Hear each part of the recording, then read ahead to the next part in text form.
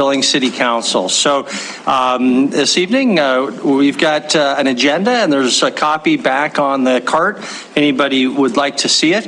But before we get into that, we'll start with our Pledge of Allegiance and followed by our invocation by Councilmember Neese, if you'd remain standing for our invocation. So join with me in the Pledge of Allegiance. I pledge allegiance to the flag of the United States of America and to the republic for which it stands, one nation, under God, indivisible, with liberty and justice for all. Let us pray. Lord God Almighty, ruler over the heavens and the earth, we humbly ask that your rule goes before us in this city. We ask that your wisdom guides us in our decisions for your glory. May the blessings you have provided to this city be used to serve those in need. I ask that your blessing of peace, grace, and mercy be upon us as a light to our community for your glory. We also pray for the wellness and safety of the men and women who serve to protect this city, this county, this state, and this nation, both here and abroad. We ask these things for your glory in the name of your Son, Jesus Christ. Amen. Amen. Tony, would you please call the roll? Councilmember Shaw. Here. Gulick. Here. Neese. Here.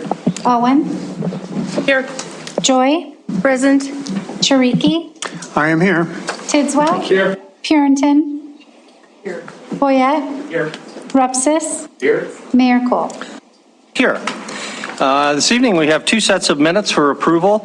First one from our meeting of June 27th and the second of July 25th. Is there a motion pertaining to one or both sets of minutes or changes? Councilmember Boyette. Thank you, Mayor. I move to approve the June 27th and July 25th meeting 2022 minutes as approved, as read. Tony. The July 25th are pending. They are, okay. So we'll amend that just to approve the June 27th, 2022 minutes. Okay, thank you very much. So the motion is for approval, June 27 only. Are there is there any discussion? And is there a second? Councilmember Gulick, you have a second? I have a second and a discussion point. Okay, you got the second. How about the discussion point? Just a quick discussion on suggestion, I guess, in terms of the formatting. Excuse me. I think if we can have a space after there's the vote tally between that and the next motion. Right now it looks like it's kind of confusing as to where things belong, and then have a space and delete the space between the discussion and the vote tally. I think that would be helpful for reading them. Okay, is that something you want to make for this set of minutes or from this point forward? I think this point forward. This point forward. Okay, so Tony, if you got that, then. Noted. Okay, very good. Thank you. Any further discussion? Okay, if in favor of the motion, which is for approval, June 27th, please say aye. Aye. If opposed, nay. Motion passes unanimously. We'll move on to council courtesies. I'm going to begin by just mentioning something I mentioned at our work session briefly, but we had a couple council members who weren't there and I wanted to include them. My wife Ann and I had the privilege of traveling to Woodstock, Vermont about 10 days ago. And so what? Many people might say. The connection to Billings, Montana, though, is very substantial. Woodstock is the home of Frederick Billings, the namesake of our city. And the Woodstock is a beautiful little village, and it also hosts the Billings Farm and Museum, which is a significant museum dedicated to 19th century agriculture and the history of the Billings family and to conservationism in the 19th century and 20th century. And Woodstock is also the home of the Marsh Billings Rockefeller National Historical Park, which is the only facility administered by the National Park Service in Vermont. And so we've got some souvenirs I picked up, or brochures on both the National Park and the museum, and I'll pass that around. And I encourage anybody, if they get in the vicinity, they can go learn a lot more about Frederick Billings. You can read about Billings, Montana, in Woodstock, Vermont. And by coincidence, I got a call from a small delegation from Billings, Missouri. And I'll be putting that word out. They're going to be coming to Billings, Montana here in a few weeks, and I'll make sure the press is alerted and the city council is alerted, and we'll meet them and greet them. And yes, Billings, Missouri is also named after Frederick Billings, and in fact, it was named after Frederick Billings about 11 years before Billings, Montana. So they beat us to it. And then most importantly for you, I'm sure, is when we get to our break time or when we end, if we end before 7:30, I brought for everybody to enjoy, and I'll chop this up at our break, some Billings Farm award-winning butter cheddar. They are known, they've had the same Jersey cattle brought over from England since the 1860s, and this is some of the best Vermont cheddar cheese you will ever get, and it's appropriately from Billings. Just don't have to tell them exactly where Billings. So, all right, that's my courtesy. Anybody want to follow that? I don't want to discourage it. I know it might be hard to beat, but go ahead. If anybody, anything else? Don't see anything else. So, okay, we do have a proclamation this evening in recognition of Healthy Tribes Wellness Month, and it reads as follows. Whereas we celebrate wellness for all our people of Billings, Montana and surrounding areas, and whereas we acknowledge that many American Indians and Alaska Natives live in and visit Billings, Montana, which has the largest population of American Indians and Alaska Natives in our region. And those individuals are leaders and community members who greatly contribute professionally, economically, politically, educationally, spiritually, and culturally to our community. And whereas in particular, we also want to honor the sacrifices that many tribal citizens have made in defense of our great nation and recognize that our culture and community are far more vibrant because of the special relationship that exists between the city of Billings, tribal nations, and many strong and healthy Native families. And whereas our community can play a significant role in helping to improve the health of Native residents and preserving the proud heritage of American Indians and Alaskan Natives through programs that support wellness in mind and body and promote healthy lifestyles for all. And whereas we affirm the importance of such wellness events that celebrate and nurture the culture and heritage of those remarkable Americans who deeply enrich the quality and character of our nation and encourage all Billings residents to adopt healthy behaviors that promote good health for all. Now, therefore, I, William Cole, Mayor of the City of Billings, do hereby proclaim August 2022 as Healthy Tribes Wellness Month and encourage our citizens to support and participate the Healthy Tribes Run on the Rims on August 18, 2022, and to commemorate this time with appropriate programs and activities. I'll just mention kind of under courtesies, even though I went past that, we're going into a time when our lawns are going to start to dry out, and we're going to be doing a lot of watering. And on the way here, when I was buying crackers for our cheese, somebody saw me in the grocery store and said, here, I got to tell you something. He had just had a large leak in his irrigation system that he didn't know about. But because he was signed up for the WaterSmart app, the city of Billings alerted him before he spent hundreds of dollars in wasted water. And he wanted me to communicate to the city and to our Public Works Department and our Public Works Director, who is sitting in the back, a great thank you for a job well done. And I would encourage anybody to sign up for the WaterSmart app if they have not. I know that I have benefited from that when I had a similar significant leak and didn't have a clue. Okay, move on to council reports. Anything from organizations that or bodies that you serve on behalf of the council? Councilmember Joy. Thank you. Thank you, Mayor and Council. You'll see I just photocopied, not on everyone's desks, as I know some of you don't like paper copies of things, but CBDBG CV funding activities, and that's from the city link that was with the Billings Gazette, sent out with Billings Gazette. That gives you an idea of the programs that were funded through that funding and includes those that are the fast track that the council approved for sending out those grants for different organizations. And you can see then School District 2, North Park, and all the different nonprofits that received it received grant funding. And also, the August 2022 class of the Metro Vistas have been chosen. That was discussed, and hopefully they may come by for an introduction to council. Very often a new class of Metro Vistas do come by, so I hope that we get to see them. Another thing that was discussed was the governor's task force, and staff is working towards really organizing a listening session for board members to kind of get further involved and a little bit more background in what the governor's task force on housing is going to be doing. And that was an update from Director Friday. And let's see, the money that was set aside by council as a incentive to possibly bring some developers forward to incentivize some affordable housing, that's been very quiet. There have been only about 2 questions that developers have called in to ask about, so that money is currently available, and not much action on that. And just to let you know, this was something that I didn't know. One of the board members that present is involved in real estate, and noted that a lot of houses that are being bought here in Billings are now on a cash basis.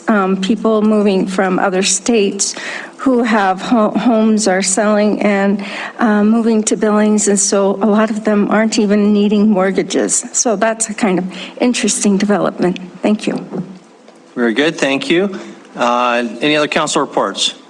Don't see any. So, Chris, can you give us anything that you want to comment on, and after which I will ask the council whether anyone would like to make a motion, as has become our practice, to allow for changing our agenda to allow comment on non-agenda items up front as well as at the end of our agenda. So, Chris? Mayor and Council, I'll be brief. I don't have anything formally to report. It was both good to be away for a few weeks, so thank you, and good to be back home. So that's all that I have for you till we get into the meeting.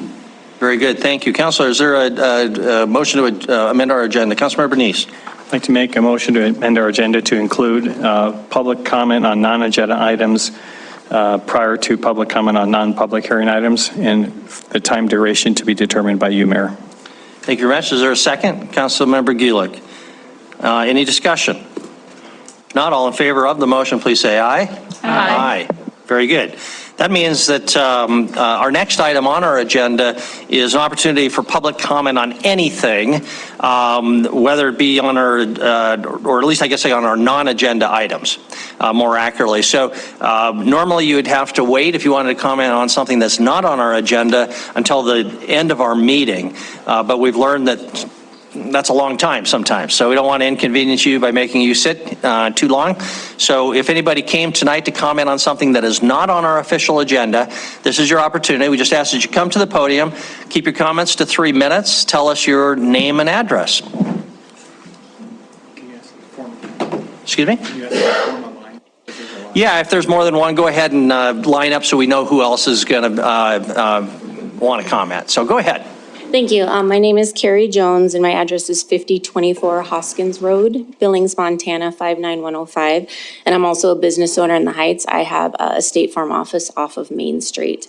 Thank you for the opportunity to speak. I found it very interesting that the council meeting started with a prayer. And I'm here as a complaint regarding bikinis and barista bikinis. I find it interesting that diamonds and gold, where they're found in mines. They're covered up, they have to be mined for, and I feel like our children are more valuable than diamonds and gold. And so it's frustrating for me that something like this was approved as a business license. I don't know how they applied for it or anything like that, but we pushed the massage parlors out of Billings in order to establish less crime, less sex trafficking and stuff like that. And then a coffee shop can open up and have something where my son would have to be 21 years old to see what he would see if he grabbed a coffee on the way to school. it's a safety issue for the girls as well. I mean, if a woman can sue McDonald's for spilling hot coffee in her lap and win, how can a barista work in a bikini? I was in the service industry for 20 years. You have to wear pants, you have to wear an apron, you have to wear closed-toed shoes. All for women empowerment and that type of thing. I just feel like it's very distasteful and very disrespectful towards women. If people want to make money in Billings, Montana, the unemployment rate is ridiculous. There's jobs everywhere and that type of thing. So it's hard for me to swallow with that. I go past the coffee hut probably 3 to 4 times a day based on where my business is and where my children are. And they claim that 85% of their business is female. I've seen one female customer there the entire time that they've been opened. Yes, you can target a certain demographic for your business and that type of thing. I do as well. However, they're drawing a particular type of demographic that may or may not be tasteful for Billings, Montana. These coffee huts have been outlawed in other states and or shut down. They are linked to sex trafficking and drug trafficking. Billings, Montana is known as a hotspot for sex trafficking. So this to me is a safety issue for the girls. It's located less than 100 feet from a truck driving school. It's right on the road to Roundup, where if a girl was knocked out, she could be thrown in the vehicle and on the road to Roundup without cell service, never to be heard from again. In the interview, the girls claim that they take bear spray with them to work, that they have a Ring camera on the kiosk, and that they're locked inside. To me, I feel like that's a fire violation as well. You have to be able to exit. There has been an incident where a propane tank blew up and a girl was hurt very badly. So that's my concern with the Me Too movement. And I just hope and pray that the council will consider this. I'm a school board member for 6 years, a chair for 2, and I've been a biz-to-biz member president for 3 years as well. Thank you. Thank you very much. Next. My name is Sally Armstrong, and my address is 3235 Dover Lane. And I'm friends with Carrie, and I completely agree with everything she said. So I'm here as a mom. I'm a realtor and a landlord here in Billings. I've lived here my whole life, and I just really, really care about Billings. And I just feel like it's just not a good business that brings good morals and brings the best out of people. And so for me, it's more about our kids and what they are aspiring to, and I just feel like that's not something that Billings should be, aspiring to.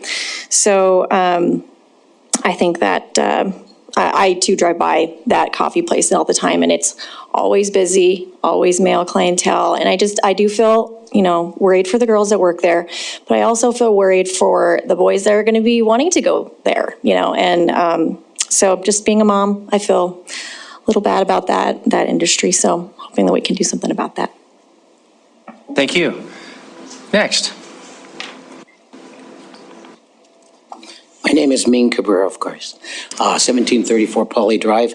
I'm also the chair of the Heights Business Association, chair of the Heights Task Force. And thank you for Castle Rock Park before I begin. I really appreciate that. Jennifer, Roy, thank you. By the way, it starts in August, so if anybody gets up there, we appreciate it. But I'm talking again about I want you to listen to the name. Steady Grinding Bikini Barista. That's the name. Steady Grinding Bikini Barista. I think it's time for the council to take this as an ordinance. Let's debate this. Let's look at what it does. Like one person has already said, it's been known for these in other states to have sex trafficking to be involved there. The person there has decided that he wants to open more of these. Do we really want that in Billings, Montana at this point? I'm pretty sure that's one thing we need to look at and debate it. I haven't had any calls from anybody in my 2 places where I'm at that have wanted this there. Everybody's against it. And again, it's not the adults, it's the kids that we need to worry about. The 13-year-olds, yeah, they go out for coffee too. And, we're not sure where this is going to lead to in another 2 years or so. But we know where it's been around for 5 to 10 years, what has happened in the past. So we've talked to individually with some of the council members on this. It's time to debate this, put that on the agenda, and let's see where we need to go with this. But right now, the objections for the business associations and for us is we want business, but not that kind of business. We want businesses that are going to thrive and make development. As you know, Billings Heights is going to develop, and it's going to develop big in the next 10 years. Bikini baristas, steady grinding, come on. Let's think about that a little bit. And you guys have been good about massage parlors and everything else out there. So otherwise, let's debate this, put it on an ordinance. It's been done in other states. It's been looked at the state Supreme Courts as well to outlaw them. So let's get this on the agenda, and I bet you I can get a few people here that are going to vote against putting them on the ordinance for you guys. Okay? Thank you very much. Thank you. Next.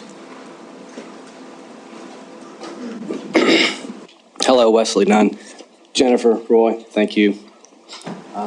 Jennifer, good to see you. I haven't seen you in a while. Chris, hello. I don't have much, but I just have a couple words to say. Sir, and your name and address? Wesley Dunn, Dorothy Lane. Okay. I'm sorry, Mayor.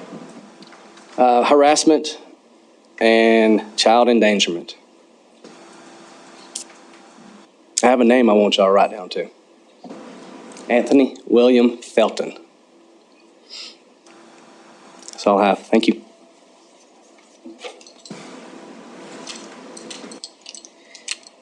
Amber Dunn, Dorothy Lane. Thank you guys as well. First, I'd like to say I work in the parking lot where that is. I went and got coffee one day and things were barely covered, and it to me is just a food safety issue and not something I want to see first thing in the morning. So for them, I totally agree. But today I am here to speak about public safety and child safety. We have been harassed for 2 years now to a drug house on our street. This home has been raided 3 times, and yet it's still selling drugs and prostitution and possibly sex trafficking with young girls while the owner is in jail. He's right back on the streets hurting and harassing people the next day. Please do not let my child or family become yet another one of your statistics, but most importantly, my child. Now I'm going to read what my 14-year-old daughter wrote. My name is Aries, also known as the child on the 911 phone call from 7/20/2022. Before I begin, I would just like to say that I see some of your efforts and they are appreciated, but it isn't quite enough. Crime is bad in the Heights, and we are becoming the second South Side by the day. Let me elaborate.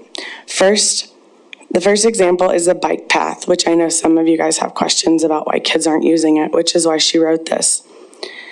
Some of you may wonder why children are not using it. I can tell you first, as someone who has used it, that the bike path to walk home every day is dangerous. There's blood on the bike path from fights, threats of grown men watching us and other children as we walk down by ourselves, and it has scared me off.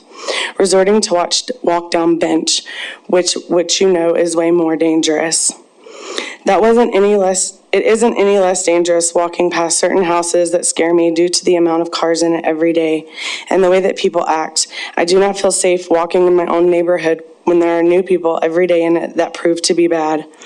In general, I feel that my peers are being scared out of doing daily activities all because of the lack of attention that has been taken and the actions that have been taken. If you wonder why kids aren't using this path, look into it and ask us why. Please don't be left wondering. Moving on to the crime happening more locally. As some of you may know, I made a 911 phone call about a woman hopping my fence. This was not the first thing that kept me up at night. When I was 13 years old, a man came onto my property and watched me through my door while I was not fully dressed. I was left feeling traumatized and violated from this situation, scared that it would happen again. I check my blinds daily, almost anxious that someone is going to be looking at me through my own windows. People show up yelling and screaming at my house while my parents aren't home. What scares me most is that this could be happening to other children. I know I would never want my children to have to experience something as traumatizing as that. The 200 homes that also are experiencing this uprising crime would most definitely say the same. Another thing I'd like to speak about is the drug use. I'm almost done. Sorry. Hi. It saddens me to know that there was a used needle in my boulevard at the same moments that children were playing right outside in the street. It's dangerously close. If I was a parent and heard about this, I would not let my children play. Nobody wants that, and I know Billings as a community is better than this. Let's prove it. Show how you can do better because you know you're capable of it, and show me that you can do better for all the children in Billings, and show us that our lives matter to you. Really show us that you believe in child safely. I would like to add that there are 200 homes that I've been told are drug houses in Billings, and that means at least 400 other families are affected by these drug homes, children included. Sorry, please help us stop here in Billings. Since we spoke to Jennifer and Roy Thursday, we have been harassed with fireworks being shot at our home and our neighbors, feces, human being thrown at our home, while being yelled at to leave the neighborhood drug house alone. That's it. That's all I'd like to say. So I just would hope that you guys could help with some child safety. Thank you. My name's Jacqueline Garcia, Dorothy. Thank you, Jennifer. Yeah, I'm sure you guys have heard about all the crime, of course, all over Billings. It's horrible. When you have to buy Ring cameras just to see what's going on outside because there are being fireworks thrown at the house, there are drug needles, there's constant traffic in front of our house from drug dealers. There's girls prostituting themselves out of this home. We have daughters. I have a 20-year-old daughter that comes home sometimes at dark who has to worry about if she's going to have to take someone else's life because these men say stuff, watch her, all the girls. It's not safe. It should be safe. I can't even let my twins swim in the pool in the backyard because these people are in the backyard watching. Something has to be done because it's not fair.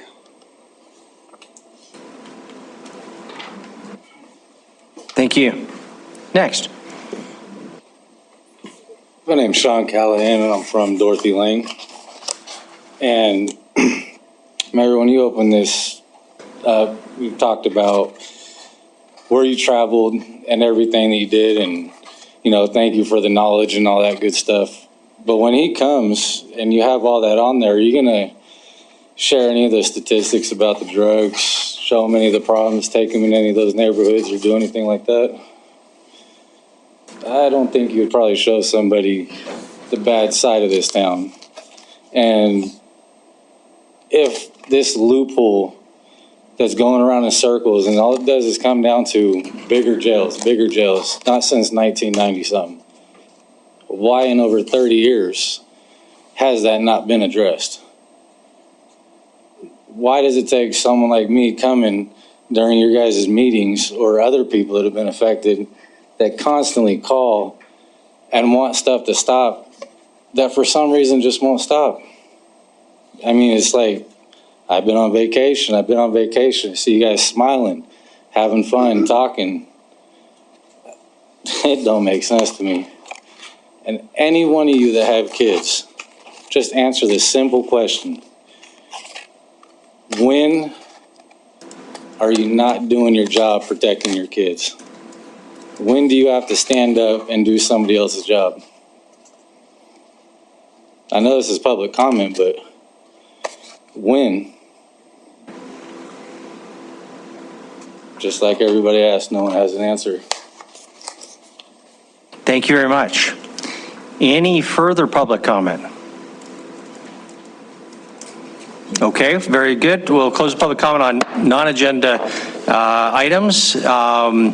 Chris and I know that the chief met with the neighbors, and I know that individual is currently in the process of being prosecuted. I don't know the details exactly, but hopefully we can get some additional information on the status of the situation on Dorothy Lane going forward.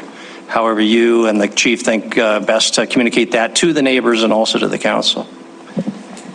Happy to continue to share that. As you mentioned, I think it was last Thursday evening that there was a neighborhood meeting, for lack of a better term, and I know that there's communication between both the city prosecution, city attorney's office, and the counties as we work on these issues that unfortunately are not unique to just this one neighborhood, but when it's your neighborhood, when it's going on, just to express that there's, as it should be, a sense of urgency for all of us to deal with these issues. So we're glad to continue passing on the word as to what is going on, what's being done to rectify the issues.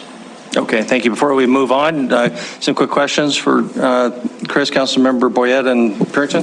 Thank you, Mayor. I was just wondering if the staff or Gina could prepare a memo to us about what we can and can't do with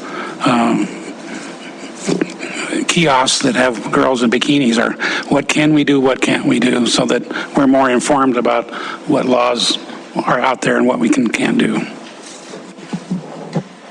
Councilmember Purington. Thank you. Thank you for coming, all of you. I appreciate your time. One of the other questions that I have for Chris, and I don't know if it is true or not, but the 200 drug homes in Billings, I don't know if that's true. I don't know how they label those.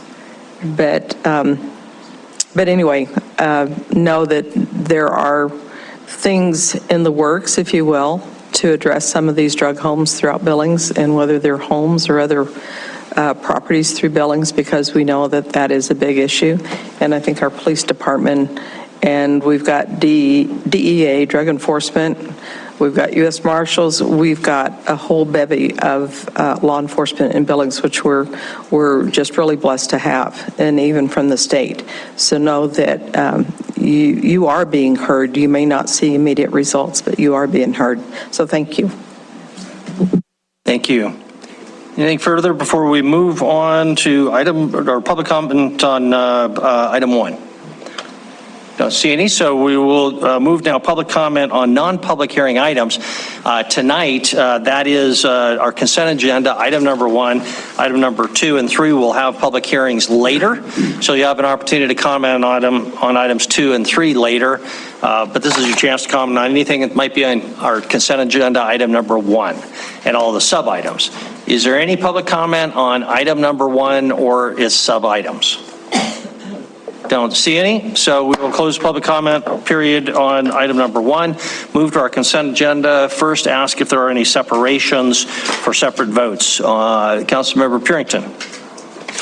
Thank you. I'd like to separate 1A1 Terrace Estates, and also to recuse myself from the bills under 1F1 because that's due to our business with the city.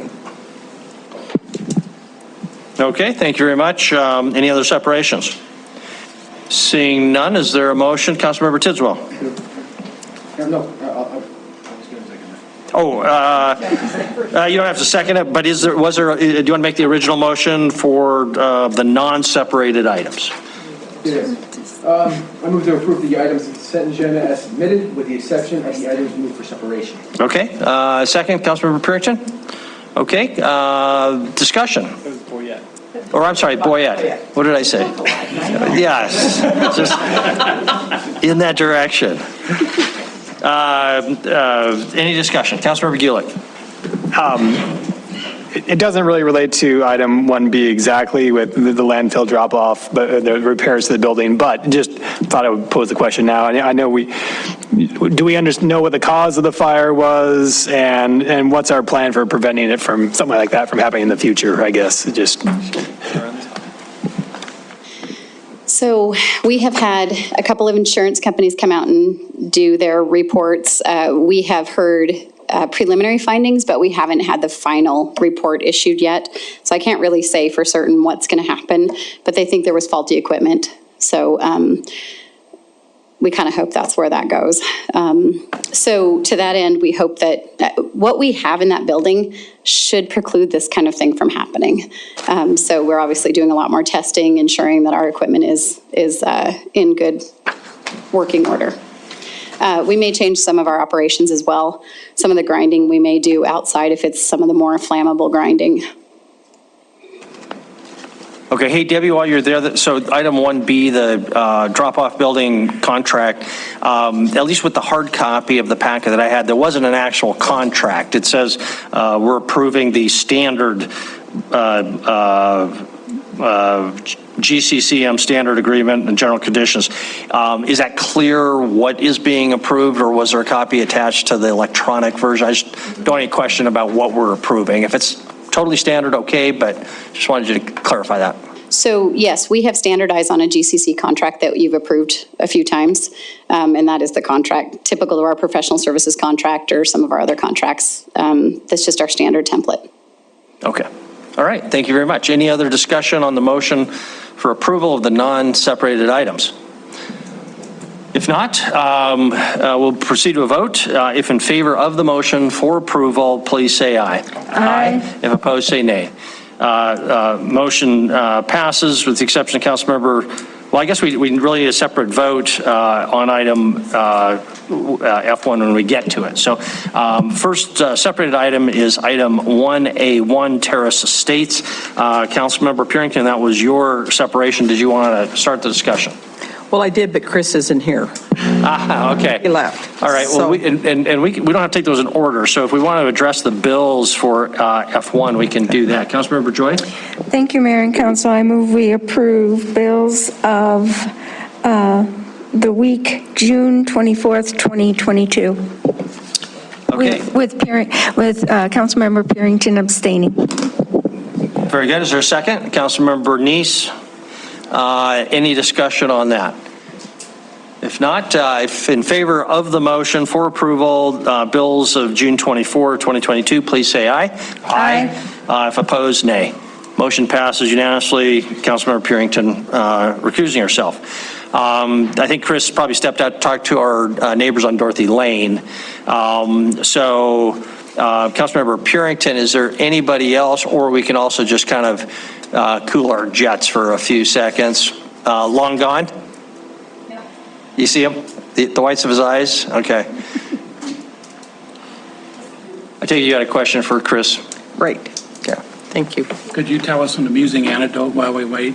Not really, actually. Oh, actually, I will just mention to the council, we had the celebration or ribbon cutting of the library heritage garden this afternoon, and we recognized Dorothy and Mark Gorder, who made a significant contribution for the entryway into the library.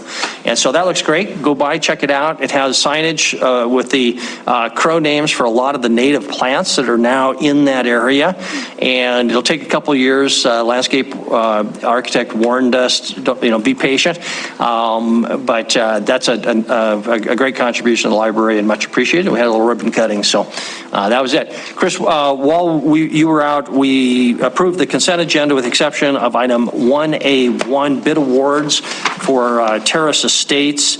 The recommendation is to reject all bids, and Councilmember Purington had that separation and so had a question about it. So I'll turn it over to Councilmember Purington. Thank you, Mayor.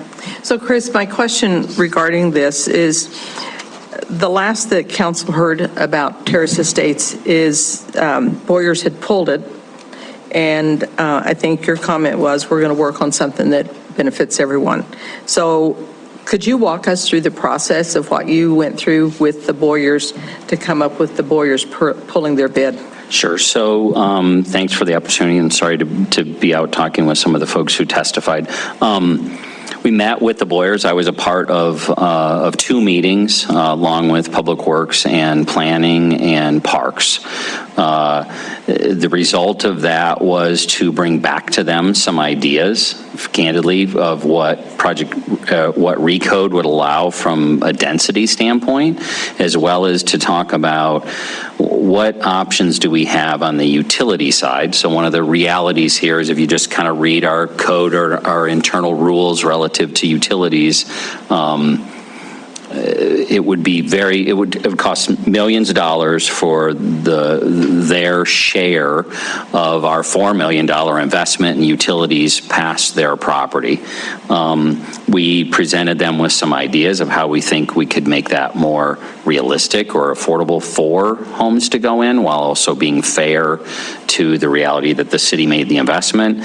And the bottom line is they asked for those things in writing. There were some emails exchanged, and they said at this point they would prefer just to withdraw and decide in the future what they're going to do with their property, whether they do anything out of the city or in the city. So that's where their request is at this point.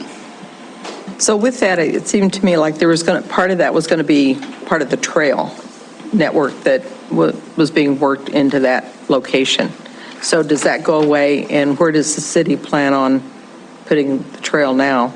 So I think the right-of-way that exists there, in any right-of-way that would be mandated relative to a development, it would be much similar to right-of-way anywhere else in town. If we have a path, a kind of a complete street with a sidewalk or a multi-use path out by the right-of-way, that's what I would expect will happen in this area. Whether that happens 2 years or 22 years from now depend on the development timeline. As far as the idea of a trail along the creek corridor, I think that, as I understand it, it shows up on paper in some of our plans and our concepts, but it has not been something that has frankly gone any further than that. And again, at a high level, I don't think that's necessarily problematic, because as I understand it, the cost and the likelihood of actually building a trail down in that corridor and the risk of it just being washed out are pretty high. So I think it's not a bad idea to have it on paper as something that could happen if there ever is development in the area, but at this point, we're not wasting time and money trying to study or analyze something that doesn't have a near future probability.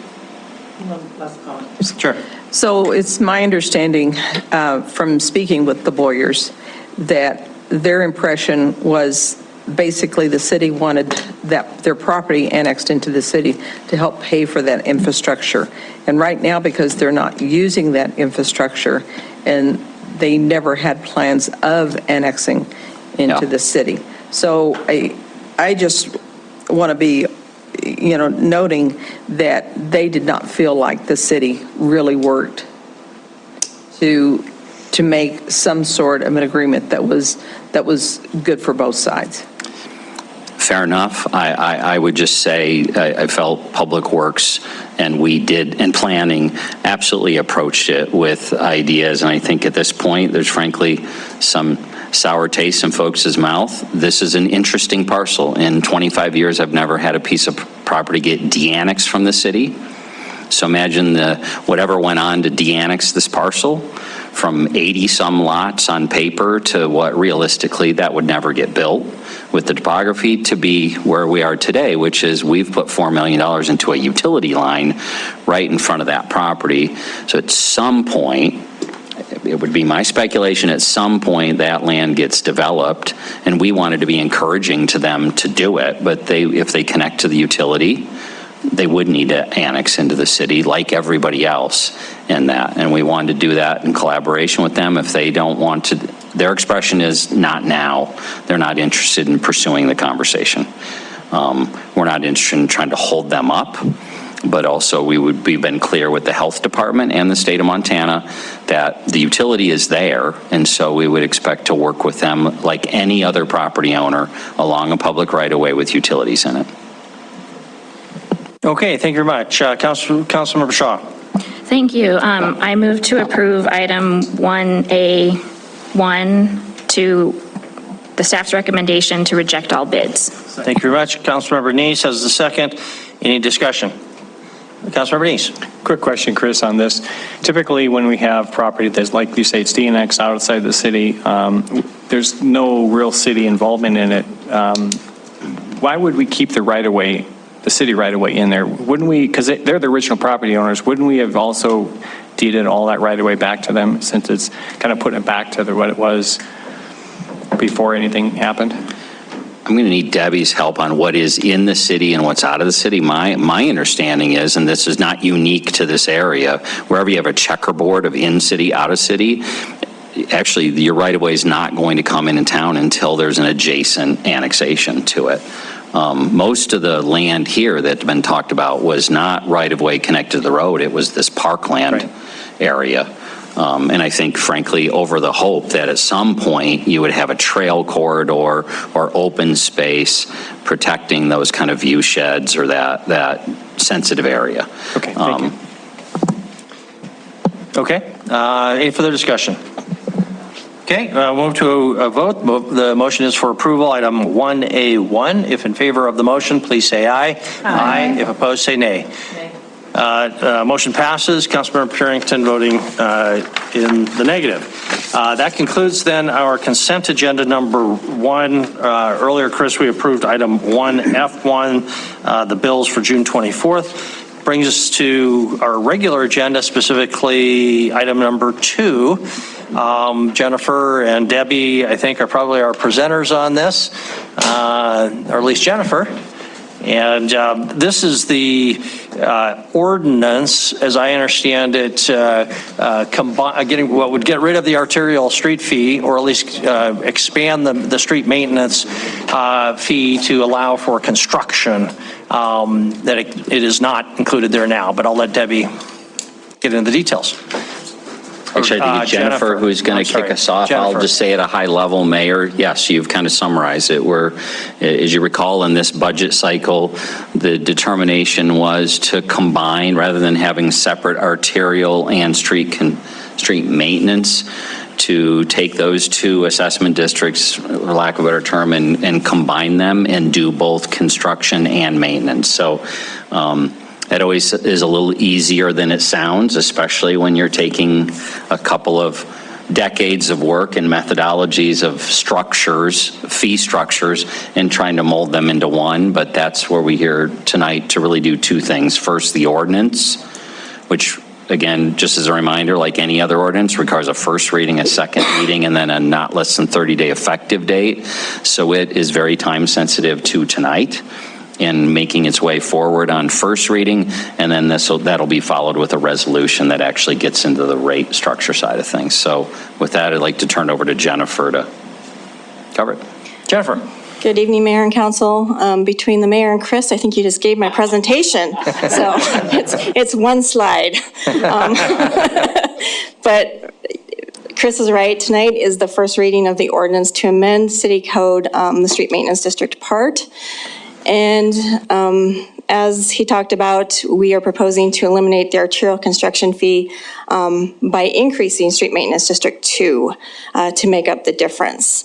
To do that, we need to ensure that we can pay for improvements out of the SMDs.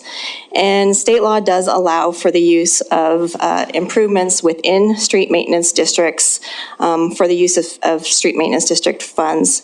So we are just asking to align our city code with what state law allows so that we can perform improvements going forward with street maintenance district fees.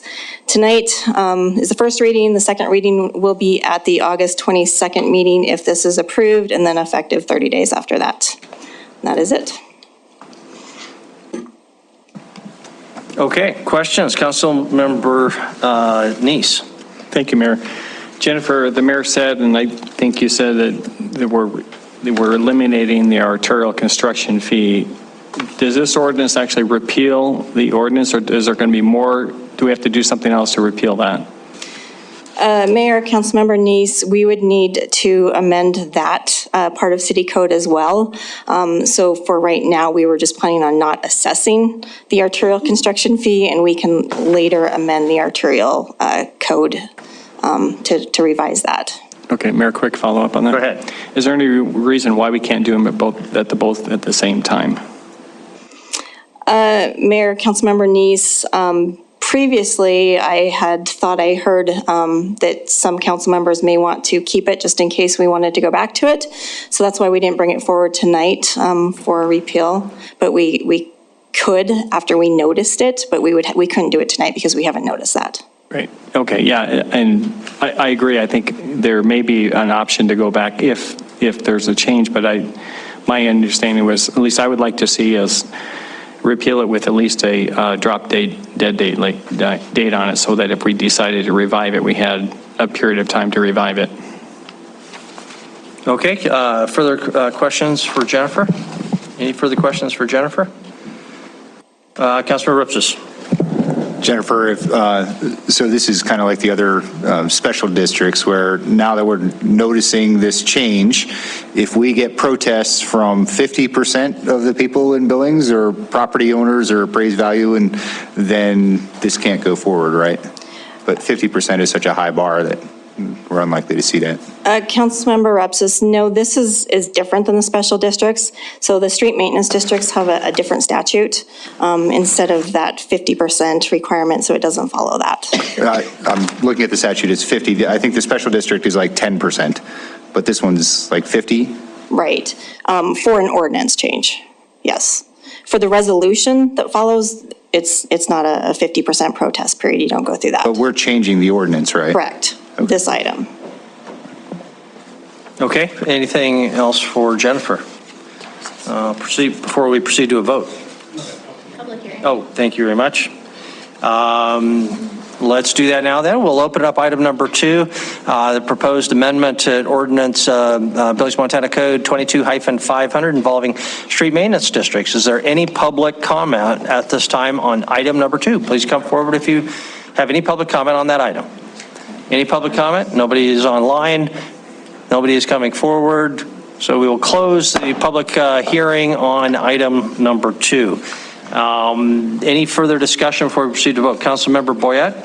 Thank you, Mayor. I'd just like to make a motion, having conducted a public hearing, considered written and spoken testimony, I move to approve the first reading ordinance amending BMCC 22-500. Okay, second, Councilmember Shaw. Discussion. Any discussion on the motion? Councilmember Ripsis. Chris, I noticed you guys were talking about that. If I'm reading that correctly, people do have the right to protest this change that we're making to allow improvements in the district. How should they file a protest? Interesting. So Councilman Rupsis and Gina, if you kind of help me here, my familiarity is creating the districts and all the notifications and that process of protesting out. I'm trying to see if I've ever amended the ordinance once it's been created. So in the amendment, I think what the city attorney is seeing is there's a legal argument to the same, that a person could make a protest for an amendment to the code. Not going through that, answering your question, I would imagine that would be, Jennifer, do you have? So that's the section right there. Okay, so there's a section in, is that statute or our code? That's statute. Okay. Is it the same one I was just looking at? Yeah, that's like the same one that I just showed you. So in the past, those protest provisions were a very formal process to the city clerk, and his statute lay it out in that same similar fashion. I'm sorry, we're kind of going on the, all here, trying to figure this out. Sorry, it really doesn't specify, and Gina can correct me if I'm wrong here, she's pulling it up, but it doesn't really specify the actual method of the protest. It just says if there's a protest of more than 50%, then we cannot go forward with the change.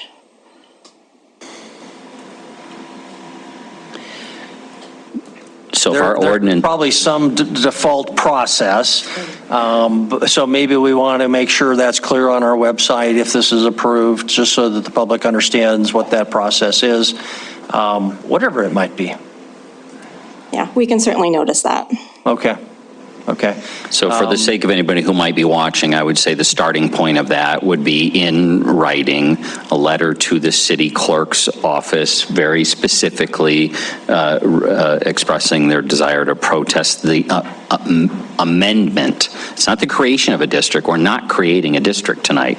We're amending a current district that's been in place for decades under the statute. So I would ask them to be very clear in writing that they would they're protesting the amendment that is being considered now by the city council and their address and property that is protesting it. And do we know whether the 50% is measured based on number of parcels or total square footage, or how 50% is measured? That's something else we would need to clarify, I assume, unless we know. It is defined in statute. It's not as simple as, it's not just a number of if there are, 100,000 parcels in town. Their value of parcels is a component to the protest weight. Okay. Just some other hands. Councilmember Boyer, you had your hand up, and Councilmember Perrington? Thank you. So Jennifer, one question. The bottom line is, on my tax statement, I'm not going to see a difference. I'm still paying the same amount, correct? Well, that depends. As we'll get into on the resolution, overall, we're asking for a 3.5% increase, and some will go down and some will go up. But from two different sources, though, you're raising one and lowering one. It's Correct. the same. The arterial fee goes away, and we're increasing Right. the S&D by the same amount. Thank you. Councilmember Perrington? So I guess with a protest, does that not have to happen before we approve this first reading? I mean, it seems like we're kind of doing it backwards, or are we? My understanding is that, yeah, a protest isn't appropriate until there's actually been a approval by the council. So the voters have an opportunity to do a veto, but there's nothing to veto until we have approved. Is that after second reading? I'm not sure the timing that they would have to get in those protests. Certainly sometime after the second reading, they probably still have an opportunity to do that. On a standard ordinance, typically the statute requirement is, that's why you have a minimum of a 30-day waiting period. That does provide, whether in this case you have a protest provision or actually any ordinance you adopt at this table, the voters have an ability to get enough signatures to prevent that ordinance from being put into law and thus require it to come to a vote. So as we're working here on the statute, it would be to make that protest to the clerk's office and do it prior to its effective date. First reading, second reading, 30-day effective date is when we would need to see. And we should be able to give you fairly simply, in that time period, we've gotten a handful, dozens, or thousands, and ultimately it would take thousands to get to this threshold. And let me just emphasize Councilmember Boyette's point. At the end of the day, when you get your tax bill, it's going to look very similar to what you've seen in the past. The exception is what was the arterial assessment. You're going to see a zero next to or not a charge. And what you were paying in the arterial assessment, you're going to see your street maintenance assessment go up by a similar amount. All in all, as what's been expressed, the goal is to generate about 3.5% more than the prior year, trying to deal with inflation and construction, not relative to the changing or the combining of these two districts, if you will, for lack of a better term. Thank you. I'll recognize Councilmember Rupsis. I just don't want anybody to feel like they've been misled, although that's generally correct that the net increase is 3.5%.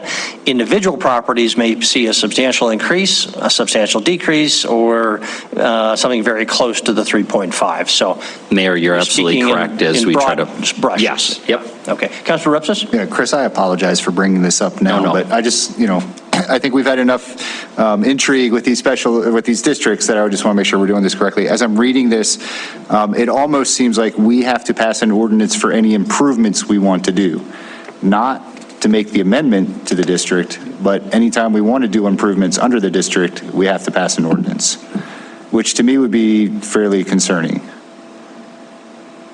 Councilor Rupsis, are you looking at particular? I'm looking at 712-4405. Montana, MCA, sorry. 712-4405, that's referenced in the staff report. The primary purpose of the ordinance amendment is to include street maintenance improvements with maintenance districts, within maintenance districts as allowed by, I don't have that statute in front of me. I have no idea if that's a reasonable interpretation. You're saying this is a function of state law, not of our change per se in the ordinance, but. Yeah, and I'm certain, that's why I'm asking these folks, because I'm not the lawyer here, but. Yeah, Mayor and Council, I think in section 7-12-4405, an ordinance is required, but generally what is required by that statute, as I read it, is that the method or methods of doing the work, I think it's also the method of assessment, if I'm trying to find that part too, that has to be established by ordinance, which I believe our ordinance requires that those things, we did pass an ordinance, but that ordinance says that those things can be established by resolution. Did that make sense? Yeah. Yes, I am. I'm satisfied that we are doing it properly. Okay. Any further discussion on, I think we had a motion, Councilmember Boyette and Shaw, correct, right? Councilmember Neese? Thank you, Mayor. A couple of quick questions here. Chris, you mentioned 3.5, but Jennifer, can I clarify? I thought we were going for a 6% increase. Is that not right? The overall increase that we're asking for is 3.5%. Overall for the entire fund. Okay, thank you.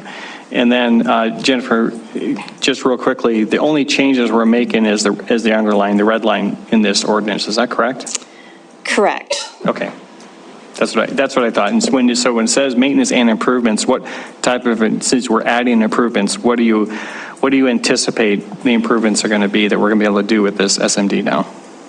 Councilmember Neese, it will allow us to do some of our capital projects, and I don't have the list for FY23 with me as far as what we're spending that on, but I can send that to you. Okay, thank you. Jennifer, can you comment on our ability to build from scratch major streets with these dollars as opposed to just widening existing streets? Because I'm looking at the definition of improvements in that statute, and it says improvements includes, but is not limited to, installation of traffic signs, new curb and gutter construction, and widening of existing streets. So Mayor, right, it does not include new streets. So if we had a new street that we wanted to build, such as the Inner Belt Loop, we would have to use gas tax rather than street maintenance districts. Is that limitation that doesn't restrict our arterial dollars, though? Is that correct? Correct. Okay. All right. Further discussion? Any further discussion before we proceed to a vote? The motion is for approval of item 2. If in favor of the motion, please say aye. Aye. If opposed, say nay. Motion passes unanimously. Concludes item 2, brings us to item number 3, kind of the how much and distribution of these charges. So back to Jennifer. Thank you, Mayor and Council. So this item then is to actually approve the resolution that would set the street maintenance district fees for FY23. And staff attempted to take what we heard at the July 18th council work session and basically, I guess for lack of a better word, tweak scenario 2, make some changes that were recommended and bring that back to you. So I just have a couple of overview slides and then we'll get into the actual scenario recommendation and what changed. So for our road funding, we have Street Maintenance District 1, which is the downtown area. And this just funds additional service for snow removal and street sweeping that they receive downtown. The total budget for FY23 for expenses is $349,000. And even though we are proposing to eliminate the arterial fee going forward, we still have cash in that fund to use up. So that is why you see an FY23 arterial expense budget, $14.1 million to use up that cash. Cash is rather large right now in it just because we were building up saving up for the Inner Belt Loop project. So that's what we're doing there. And then the last chart there shows the FY23 Street Maintenance District 2 expenses. We have 6.7 programmed for capital and 6.3 for O&M in FY23. And then that table to the right just is a breakdown of the different tasks that we do out of our O&M budget. Keep in mind though that those amounts can shift greatly between those different categories depending mostly on weather.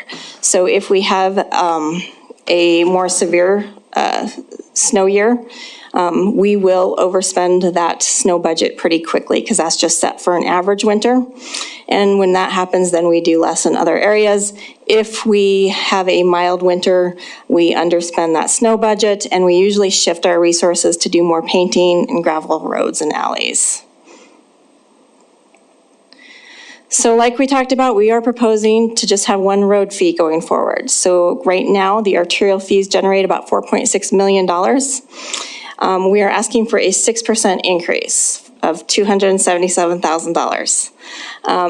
And then we are asking for a SMD2 has 9.05 million currently that it generates. We're asking for a 5.9% increase, or $537,000. But then that number is being reduced by $336,000. That's the amount that we're increasing PD1 per council's approval at the budget in June to reduce SMDs. So that's where we get the 3.5%. Overall increase is $478,000. Because arterial construction fees and street maintenance district fees use very different methodology in how we set the rates, in terms that arterial uses zoning, a pretty low vacant rate, and it has a residential cap of 9,600 square feet, the amounts will change per property at varying rates. We cannot say that every property is going to increase by 3.5%. That is just the overall increase that we're going to have. Some properties will increase by more, some will increase by less. So just a reminder of where we were at the July work session. Council generally liked scenario 2, but wanted maybe a few changes to it. So scenario 2 used assessable area, so square footage is what it used, and then it had a commercial rate that was set to be 50% higher than the residential rate, and a vacant rate that was set to be half of what the residential rate was. We had a residential vacant cap of 7,000 square feet and a commercial vacant cap of 30,000 square feet. Notice on that scenario, there are no caps on developed residential properties. So for vacants, council, well, scenario 2 didn't generate as much from vacants as we do currently, and council didn't want it to stay that way. They wanted it to generate about the same as we do now, and really wanted the entire revenue distribution to not really change too much. So that's what we tried to keep in mind going forward. You did like having a higher rate for commercial, but we're somewhat concerned with how high it was just because you had multifamilies that are considered commercial. And then we had a few council members that did talk about not liking caps at all and would like to see what it would look like without any caps. So we took that recommendations, changed scenario 2 up, and then did some further analyses. And we found a few things. The first thing that we looked at was the governmental properties, and that these properties are zoned public. Public has a low rate, a very low rate. So these properties increased substantially under what we were doing. So for example, School District 2 was going to see about a $250,000 increase in their assessment bills for FY23. So what we did was we created a governmental class and we set that rate to be the same as the residential rate. Then we noticed that there are some very large residential properties in Billings that really only have a single family residence on it. Some of those houses are very large, but it's still one house. So the fee under what we originally were looking at for scenario 2 was $58,000 for our largest one. And we did not find that there was a nexus of this fee to the benefit to support the rationale. So we went in to try to set caps. We ended up setting it at 30,000 square feet. We did initially try a 15,000 square feet cap.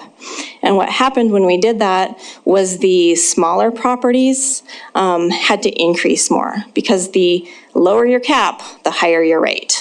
So those smaller properties increased more, and that was contrary to council's direction. So we increased the cap to 30,000 square feet. And then the last thing we did was look at those vacant properties and what happens when you don't set caps. And we have some really large vacant properties. And again, we did not see that there was a nexus from the fee to the benefit that these properties were going to be getting. So we did end up going back and setting a cap on those commercial vacant properties. The residential vacants are going to be set at the same as the residential developed, so they have the 30,000 square feet on residential vacant parcels. So this is what we ended up with. Scenario 2A has a commercial rate that is about 40% more than the residential rate, vacant rate that is slightly less than the residential, and then we did end up controlling the rates a little bit through caps. And it is allowed in the statute to be able to charge for part of a parcel. So we can do that under state law. So we have a residential cap and the residential vacant cap of 30,000 square feet, the commercial vacant capped at 115,000 square feet, and then the governmental cap at 1.1 million square feet. Then we also threw in scenario N kind of late in the game. And that scenario was brought up a little bit at council, where a couple council members discussed the option of what if we had a combination between an each method and a square footage method, and this is kind of that hybrid of that. So this sets everything the same as in scenario 2A, except for as it applies to the residentials. So everything else stays the same.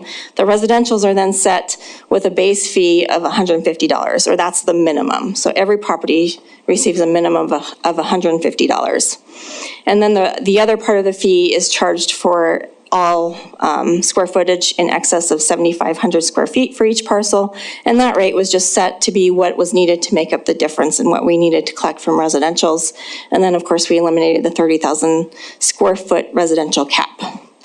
As far as looking at what's equitable and where there's a nexus, which is required, I mean, we just have to have a reasonable nexus. Either method is really gonna get us to where we need to be as far as being reasonable. Either way, you're gonna have a lot of property changes as far as percentage changes, and that's okay. It doesn't have to be percentage amount of change has to be equal each year. You don't have to do that. We'll look at a few slides that show how some of our methods right now actually are maybe not as equitable as we could be, but there's still a nexus. State law provides us that nexus as far as the different methods we can use. They say square footage is definitely one that we can use. So, and then they allow the each method as well. So this slide just has the breakdown of the revenue distributions for each scenario. It shows the current, what we get now between arterial and street maintenance districts. And then it shows scenario 2 that was presented in July, and then scenario 2A and N. Scenario 2A and N are going to be the same. Nothing changed as far as the revenue distribution there. For vacants, what we currently collect is 8%. Scenario 2 had it down to 4%. So now we bumped that back up, it's now at 7%. For residential, it was 46% currently, and then scenario 2 was 45%, and that stayed the same in scenario 2A and N at 45%. And then the commercial portion was 46%. In scenario 2, it was up 5% to 51%, and that's back down now to 48%. So this table shows the scenario 2A fees for various properties compared to what we're collecting now for each property. And if you look at those residential properties, there's obviously varying changes. We go from 3% to negative 60% to 20%. I mean, it's all different depending on your property size. All of these are listed as actual residential zoning now. But I did list the size of the homes on each property because I don't think the size of the parcel always defines maybe what's actually on the parcel. For this scenario though, everything that is less than about 11,000 square feet is going to see an overall average increase of 3.5%. Once you get to 11,000 square feet, you're going to start increasing that percentage until you get to about 40,000 square feet, where you actually start decreasing the fee that you're paying because of the cap. Then for vacant residential, it shows two parcels here. One is a small 10,000 square foot parcel. That one would increase by 10%, and then a very large vacant residential parcel would decrease substantially by 66% because of the cap. Multifamily overall increases by about 10, 11%. If you look at that fourplex that's on the 7,000 square foot parcel, we would be charging $192.04 under SMD2s, under scenario 2A. And if you divide that by the 4 units, it really comes out to be $48. So it's not too bad of an, when you look at it per unit wise.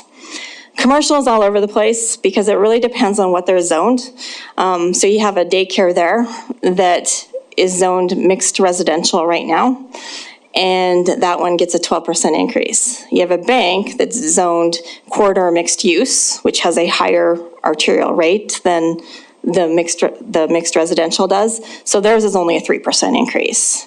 And then the vacant commercial property listed there at 100,000 square feet is a 10% increase. The school shown does have a 16% decrease, but overall, the school district will see a 3.5% increase because some of their properties went up and some of their properties went down. And then the park didn't have too much change from the last time that we presented. The parks went down substantially under this methodology, so it's a pretty big decrease for the city parks there. So for scenario 2N, I only list here the residential properties because nothing else changed in this scenario. But you can see that those small properties, 2,500 square feet, increases by 216%, which is a lot. Especially when you talk in percentages. It's a little less when you talk in dollars. So it's still big impacts to those smaller properties. We do have some properties right now that pay, I think the lowest is $10 and something is what they pay. And you might ask, is that fair too? For a unit to be paying only $10 for an entire year of road maintenance and improvements. So I won't go through all these. We can flip back to it if you want to ask any questions about it. And then this scenario, or this slide just puts all 3 residential comparisons together, the current scenario 2A and scenario N. If you look at those properties, that the highlighting didn't come through very well on this, but the top 3 properties, and then there's one below for 18,000 square feet. They all have similar size homes on it, from 1,000 to 1,200 square feet homes. Those top 3 properties on small parcels show under scenario N, they're all gonna pay $150, no matter how big the parcel size is. And then under scenario 2A, they'd pay $49 to $98. And then that home that's on the bigger parcel, the 18,000 square feet parcel, they pay $295 now.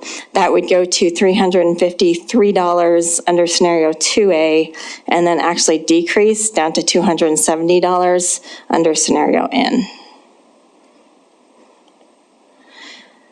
And this slide was just my look at how things are affected, because I know there was a desire to not impact properties that much. But it's kind of impossible, as you can see by the slide, to not have wide swings when you're combining 2 methodologies. All 3 methods that we're looking at here, scenario 2, 2A, and N, have a number of wide swings. It's a little bit inevitable that some properties are going to decrease more than maybe what you'd like, and some are going to increase more than what you would like. And then this slide is just to show you the effects that zoning has right now. The top 3 parcels, residential, all on 7,000 square feet properties. The first one is zoned central business district, high fee. they pay $230. The next one is zoned as mixed residential, and it pays $170. And then the third one is actually zoned as neighborhood one, so they pay the residential rate of $133. Under 2A, they would all be the same at $137. So getting rid of zoning for us does increase equity, just because zoning doesn't necessarily equate with what's being assessed there. And last slide is we do need to hold a public hearing tonight, and unfortunately, state law does require that a resolution setting street maintenance district fees be passed no later than the second Monday in August, which is tonight if you look at your calendars. So that's all I have. Okay, thank you, Jennifer. We'll have some questions for Jennifer. We'll open up for public hearing, kick it back to council for motion, see what you want to do. I'll start, though, by just saying, Jennifer, thank you. This is a complicated process, and you and your team have really dug into the details. That's clear, and there's not going to be a perfect scenario here, unfortunately, but I think what you've done is a lot better than what we were looking at before, at least from my perspective, and that it has a lot fewer large swings. There are still some anomalies out there that I think we're going to need to talk about, but I at least think that this is a big step forward, and that's because of your hard work, so thank you very much. Questions now for Jennifer? I'm sure we'll have plenty. We'll try to get one question from everybody. So if you don't mind, maybe we'll just start down here and work that, and I'll be able to keep track of it. So Councilmember Shaw, and if you don't have a question, you'll have a chance later if you're not waving forever. So Councilmember Gulick? Yes, Jennifer, looking at scenario 2A and I'm going to see what slide it was. I don't know. Just listening, that's all on 2A. It looks like we have, a fairly uniform increase for most of the properties, except for the larger home. It was a deduction of 60% reduction, and for the vacant large residential property, a large reduction there from what we currently have. Do you have any suggestions on how we would go about changing the formulas if we wanted to reduce that that decrease so that it was more similar to what we have now? Councilmember Gulick, the best suggestion would be higher caps. So it would mean a higher cap would mean a lower rate, so it would kind of change everything, but that's how we would mitigate some of that.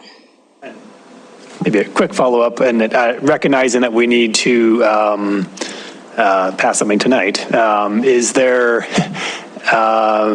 do you have enough confidence that we could make a suggestion that would, of a change that would get us what we need to or are we basically dealing with scenarios 2A and we pick, or can we tweak further? Can we tweak the tweak? Mayor and Councilmember Gulick, yes, you could tweak the tweak. We would just need very specific of what you want to achieve. So if you're wanting a higher cap of exactly what that would be. Okay, thank you, Councilmember Bernice. Thank you, Mayor. I do have more than one question, but I'll try to limit it. And let's have a couple questions each. It'll be just more efficient. Okay. Jennifer, just quickly, if you don't mind, because I think that 150 was just a number that I threw out there, not knowing very much as far as what the back end process is. And then you ran another scenario today with the $98 minimum. How did that impact this overall changes across the board? Did you feel like that was a more reasonable changes across the board, or do you think it was just still way out there? Councilmember Bernice, it was much more reasonable as far as percentages than using the 150.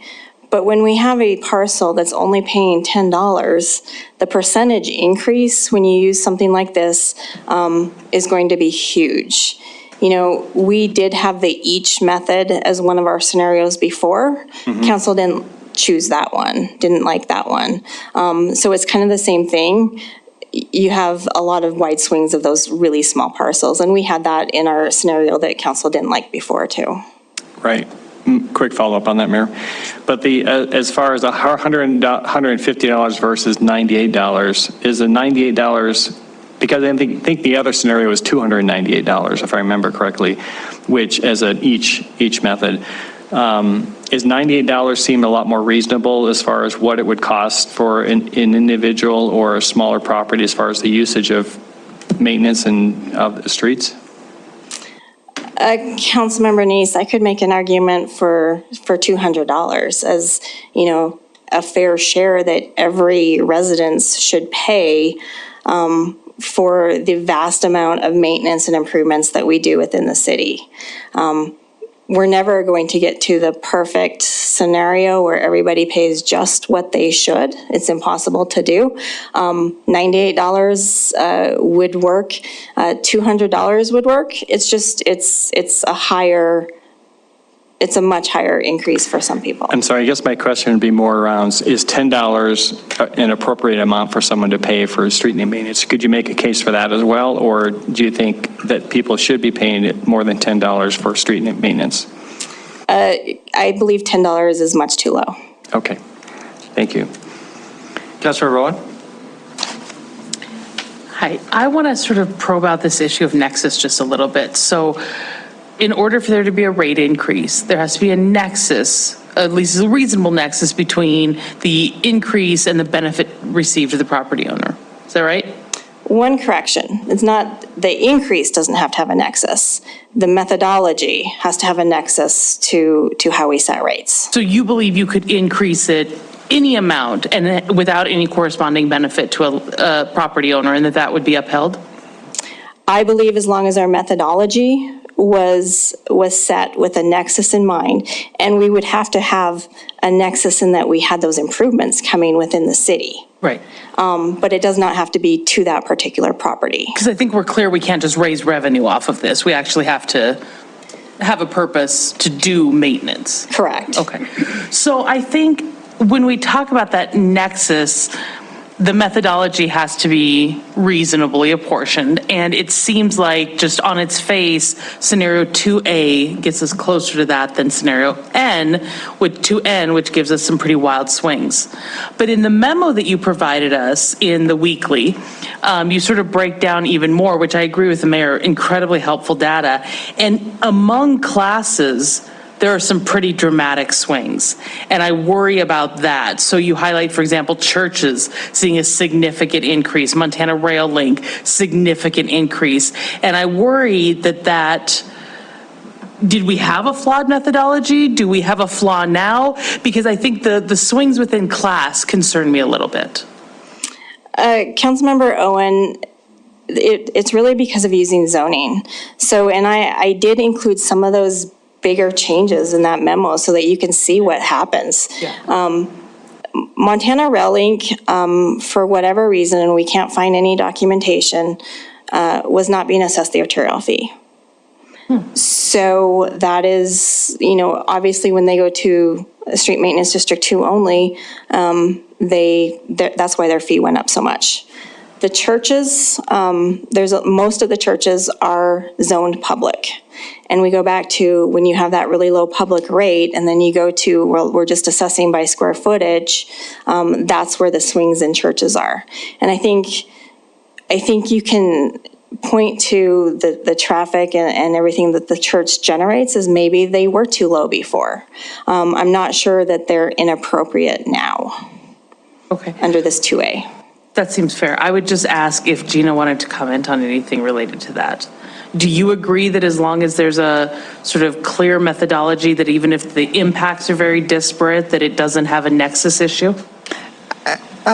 Mayor, Councilmember Oh, and I do agree with that, and I've been reviewing the statutes here during this discussion to make sure, and I think there is specific statutory authority for the process that we're going through, and as long as the city selects one of the authorized methods, then yes, I think it's fine.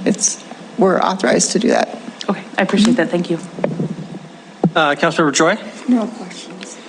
Thank you very much. I'll stick on that issue of kind of what are legal parameters here. What I just heard Gina say is that the statute sets out certain safe harbor methodologies, square footage, maybe your linear frontage is in that list. Typically it would be valuation, I'm assuming is, but we are still imposing certain caps.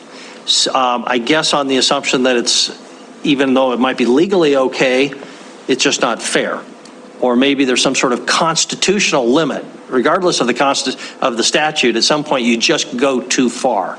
So for example, with the so-called castle, that is a single family home that's paying $45,000 in these fees, because the property it sits on is huge, but it's still a single family home, that's just too much. But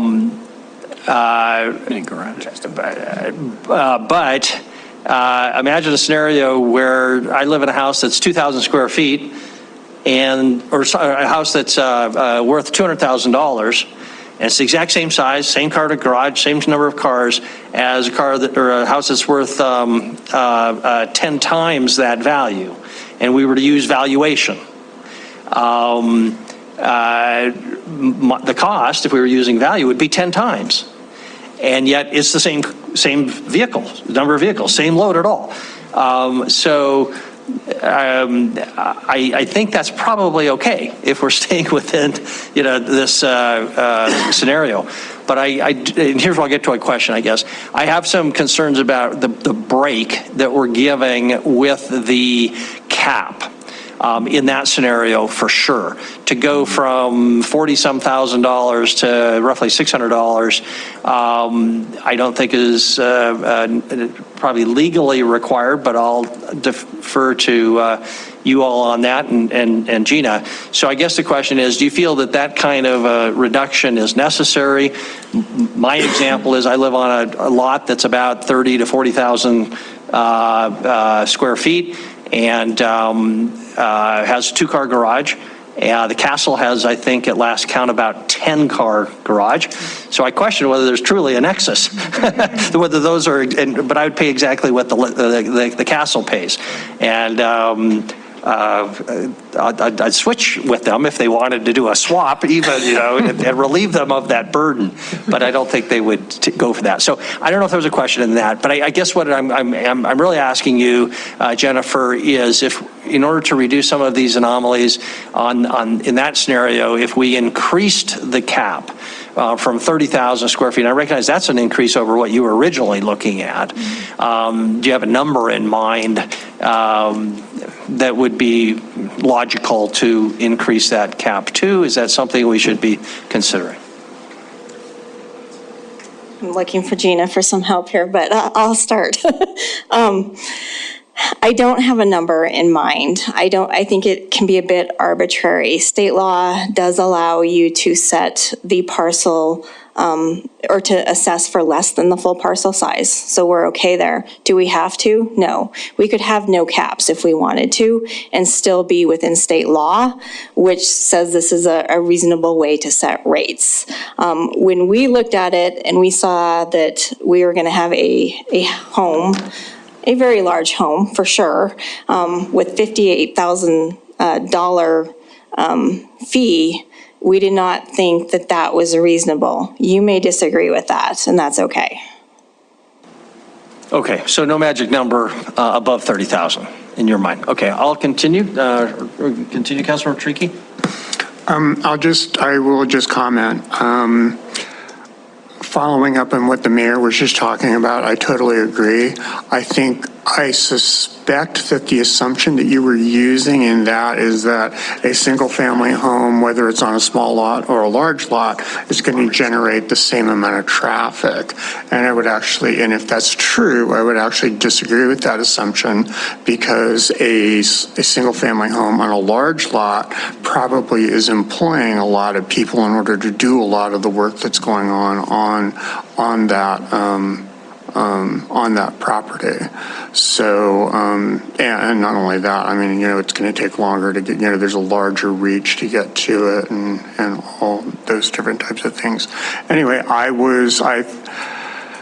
it's really hard to make this decision based on a couple of data points that are kind of scattered, across the whole thing to get a picture of what's actually happening to this. But that said, that one thing that stood out to me and what the mayor was talking about does bother me quite a bit. That is a substantial decrease, and it bothers me. So I'll just leave it at that. Thank you. Councilmember Tiswell. I agree with the mayor and Danny. That's all I really have to say. I don't like the caps. Thanks. Councilmember Purington. Well, I think one of the questions that I had on your multifamilies, because the scenarios are only fourplex and 26 units, whereas we're building really large units out there, and there does have the traffic that does use the streets. So where is there a cap on those with that, what is it, the 218,000 plus square feet? Councilmember Purington, no, there is no cap because it's commercial. So there is no cap on the multifamily. I did look at a lot of the multifamily lots just to see what it looked like, and also the mobile home parks were in there too. And there, it was a little bit, it varied a little bit, because some people are going to build much more densely and have smaller parcels, even though they have a lot of units there.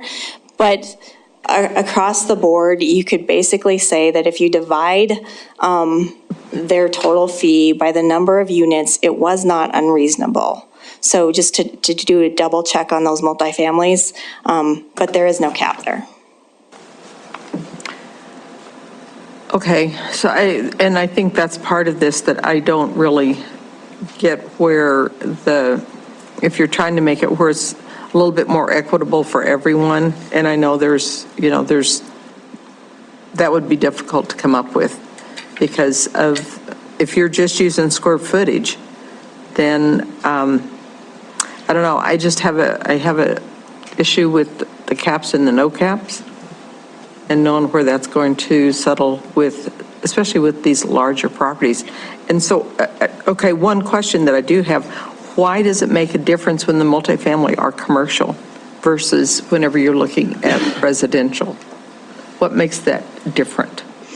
So what we're using here is DOR's classification, and multifamily is classified as commercial. So that's how it comes through.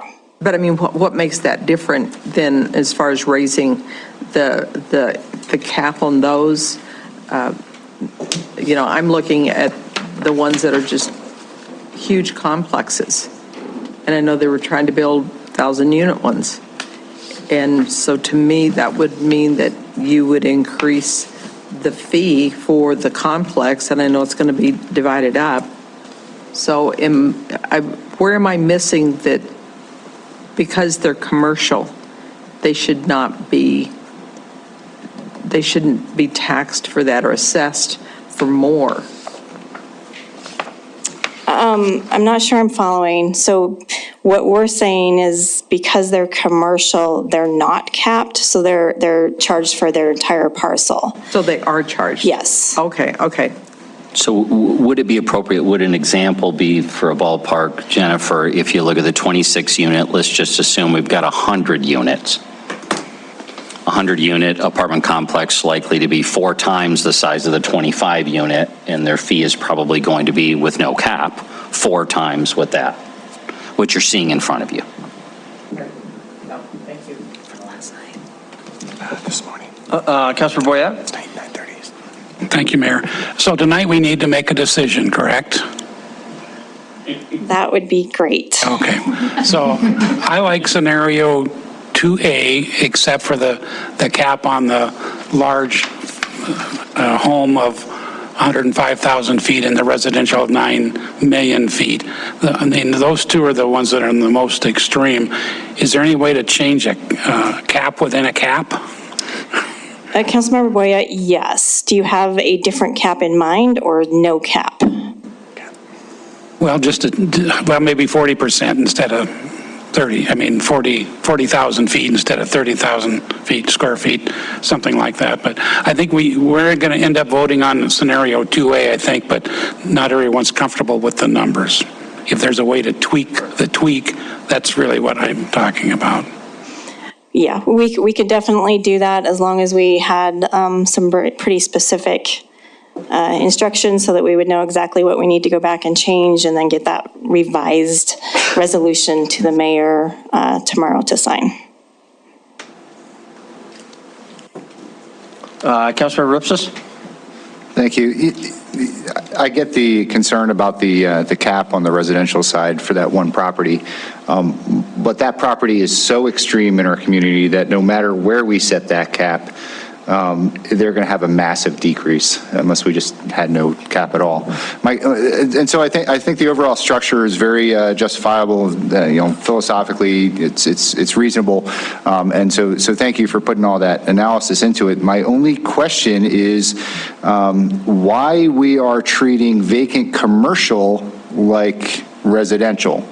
I think the vacant commercial should be treated as, on the residential side, we said vacant is 10% less than residential, but then you have the same rate for vacant commercial, and why isn't vacant commercial 10% less than commercial? That's the one piece to me that doesn't seem consistent. Councilmember Ripsis, it was really a matter of simplicity and that we didn't know that there was too much more value to an undeveloped parcel between commercial and vacant. So we could certainly change that if you disagree and you think that there is more value to the commercial properties that are vacant in our city and have a different rate for commercial and vacant. It's not that I think there's so much more value to it. I just don't think they should be treated that differently than developed commercial properties. That's a pretty significant discount over their next door neighbor. And I think they should probably be treated more similarly. Okay. Okay. I would probably have more interesting questions. Councilor Rashad, we'll just take another round.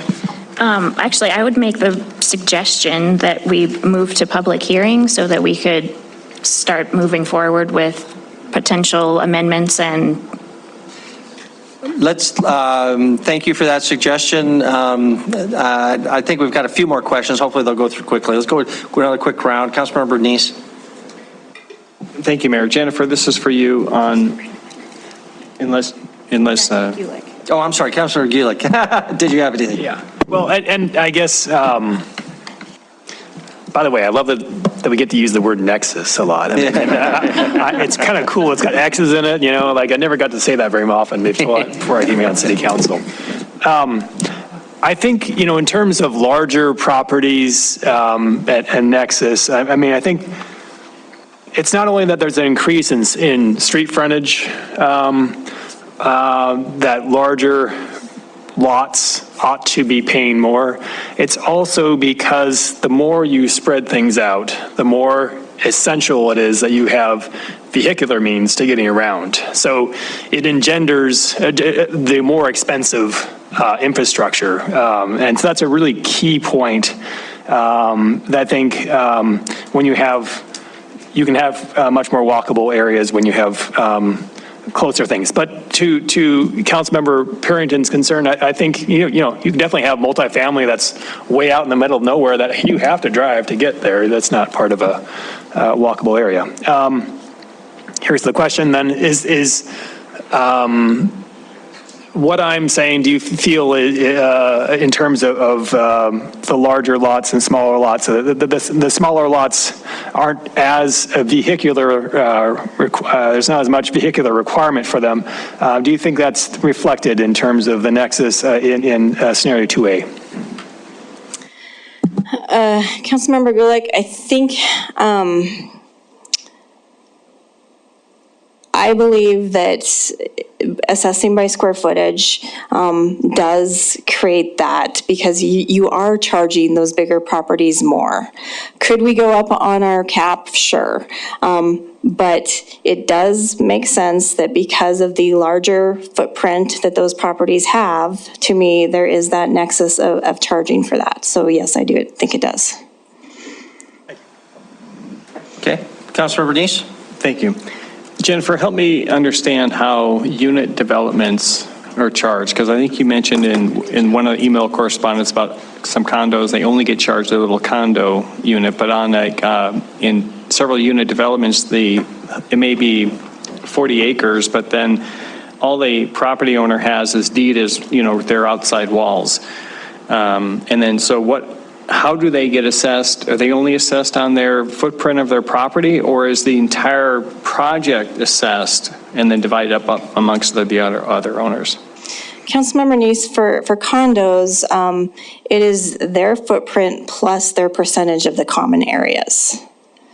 When I was, you run the scenarios and you sort by size of the properties. It's the first time I ever realized actually how small some of our properties are. And I'm like, how do we get a 284 square foot property? Right.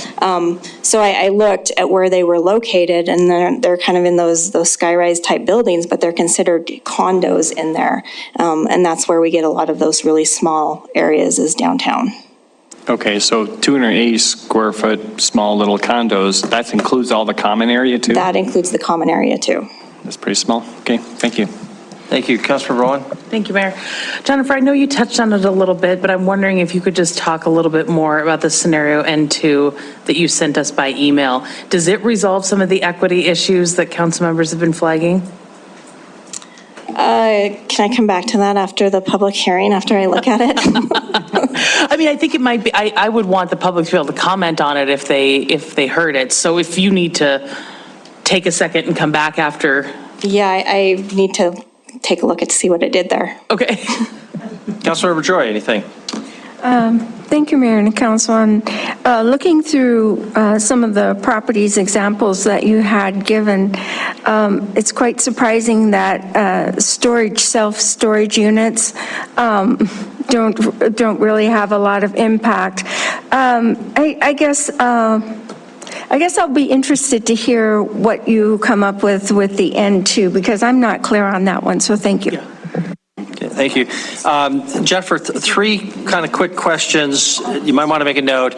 I'd be interested in your reaction to using as a exemption or a cap number instead of the 30,000 square feet on residential, developed or undeveloped, 1 acre. 43,560 square feet, only because it's something that people would then remember. Oh, it's 1 acre, and that becomes the dividing line. It's a common lot size typically. So I throw that one out. Second, if we were to increase to anything the cap, that brings in more money. That's only half the decision. You then have to decide where to apply that extra savings, assuming we want to keep the net increase to only 3.5%. So the second question would be, if you've got extra money, where would you see a way or where would you think it appropriate to reduce somebody's assessment? And then thirdly, on the issue of a minimum. Thank you for running those different scenarios. I agree $150 was too much, too big of a percentage increase for the smallest units, but they're probably getting a really good deal without some sort of minimum. And I think people kind of understand minimums. Most people have a car or a couple cars and they're still using our roads. Is there a number between, say, $50 and $100 that you'd be most comfortable with, or is it that $98 to $100 that you would prefer? And similarly, that would generate more money. And like the other one, if you get more money, where would we look to reduce somebody's assessment? So an acre, where would you put any savings, and then a reasonable amount for a minimum? Okay, Mayor, first, yes, we could definitely change it to an acre. If you recall, when we showed you what other Montana cities did in July, Kalispell has a 2-acre cap is what they use. Whereas the others were, I think, 15,000 and 12,000 square feet or no cap. So we could definitely use 1 acre if you wanted to change it.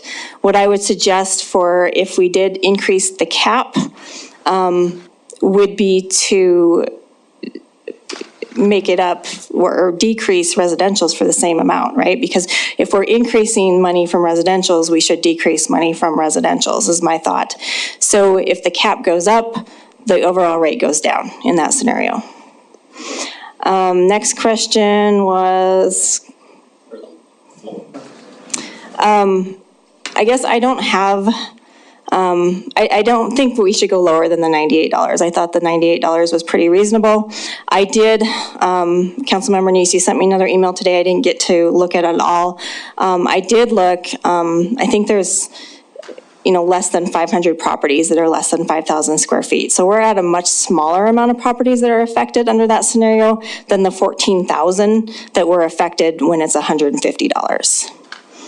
So I believe the 98 is probably, if you're going to set a minimum, you don't want to set a minimum of $20. That just doesn't really achieve any purpose. And did you say there's only 500 that would be subject to that? 500 units? 500 that are less than the 5,000 square feet, so that are going to increase by higher percentages. Okay. All right. Thank you very much. Councilor Tricky? I have no questions at this time. I do have a comment that I will make later. Okay. Thank you, Councilor Tidswell. Councilmember Purington? Councilor Boyette? Councilor Rupsis? I just want to ask a point of clarification on what you just said there. So less than 5,000 square feet, but we were talking about unit development, and you were talking about some condos that had, a couple hundred square feet. Do we have less than 500 of those in the whole city? That have less than 5,000, yes. Let me double check my number. I have a lot of numbers in my head right now, so let me double check that one. Okay, we'll move to public comment then. Don't go away, Jennifer. I have a feeling we're going to need you some more. If members of the public have been with us, thank you for being patient. This is your opportunity to comment on this item number 3. If you'd like to comment, please do so. Come to the podium. Just ask keep your comments to 3 minutes. Tell us your name and address. Do we have anybody who would like to comment on item number 3? Mayor, we do have one online. You have somebody online. Kevin, can you introduce that person and connect them? Go ahead, John Halverson.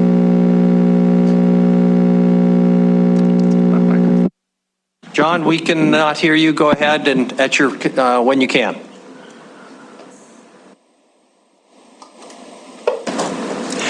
John, we're not hearing you yet. Check your mute button. We'll check on our end as well. John, you're still muted if you're trying to talk. There we got you. All right. I'd like members of council, members of council. Thank you for hearing my comment. I would suggest that, yeah, the units, the smaller units whose prices are going to go up more than the larger units, that is called a regressive structure, and that we're going to have more of those small units as time goes on. And I would suggest also that this is a great example of why we should have a cost of services study. I often hear that members suggesting that it would be useful in these situations to have that study. I'd love to see some action on that item and that we can scope and fund that study. And while I'm here and while we're on the topic, that study would also hopefully inform any changes that the council would like to see to the subdivision regulations. And at the working session on land use and development, council, certain members seem to express a desire to amend our subdivision regulations, and that I would suggest that in the absence of that cost of services study, that we can't really make informed decisions on items like this and like amending our subdivision regulations. And I would also further posit that the P&D regulations that passed as part of Code Next are those amendments to the subdivision regulations. They are those supplemental regulations that take it to a higher degree of quality of development. So that's my comment, and I appreciate your time. Thank you. Thank you. Anybody with us in person who would like to make any comment on item number 3? Before I close our public comment, no one is coming forward, so we will close the public hearing on item number 3. Thank you very much. Councilmember Gulick, and just reminder, council, is about 7:25. We may need to take a break and come back on the substance here. Councilmember Gulick. Mayor, I just thought we should mention, based on the comment from Mr. Halverson, that we have funded the cost of services study. It's in the works of getting done, so we will have a tool in the upcoming year to help us with these things. Thank you very much. Council, how would you like to proceed? We're not going to get this resolved in 4 minutes. I wish we could, but trust me, but I don't see it happening. So rather than just getting into the question, why don't we take a break now and come back as soon as we can, certainly no later than 7:35, which will be 9 minutes from now. And I'll have some cheese for you.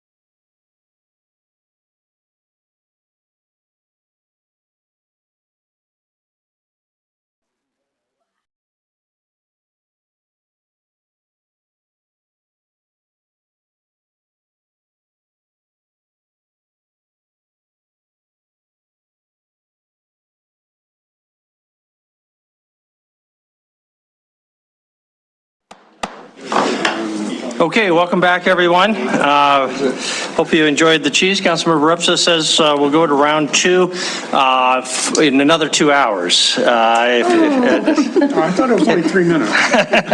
Heaven forbid, heaven forbid. Okay, we've had public hearing. We've had a lot of great questions. This is time for discussion and or motion. There's some questions out there, obviously. Council, how do you want to proceed? You want Councilmember Shaw and Councilmember Owen? Councilmember Shaw, I saw you first, so, or do you want to defer? I'm going to make a motion, so I'm wondering if Jennifer wants to. Mayor, you'll remember that Jennifer Dray had deferred on answering my question. So if she could answer that first, then Councilmember Shaw Thank you for that reminder. Jennifer? Okay, Mayor and Council, so I'll just speak to scenario N2 for a moment. So remember in the N scenarios, the commercial, everything else stays the same. So I'm going to skip to just the residential is what I want to show here. So under scenario N2, it set the minimum to $98. And then, of course, the rate was just set to make up the difference for what we needed for residential. But in this case, it was for all property over 5,000 square feet. To answer your question, Councilmember Repsis, it's actually 3,500 properties that are under 5,000 square feet. The 500 number that's the number of properties that are over 30,000 square feet. So it's about 10% of our residential parcels are under 5,000 square feet. So scenario N2 would have all those first the first 3 properties at $98. So as long as your 5,000 or under, it's $98. I got a cheat here a little bit. So then let's take a 7,000 square foot parcel. It would be $132.52. So it's just a few cents less than what it would be right now. And then we go up to, say, a 15,000 square feet parcel. It's $270 and change.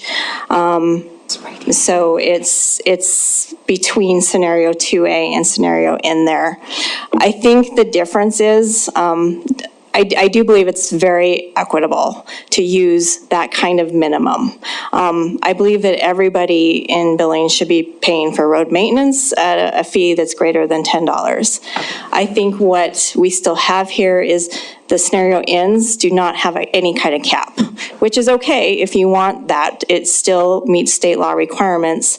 But under scenario N2, that really large property paid about $42,000 per year. So we might, or you might consider implementing scenario N2 with like a cap on that too.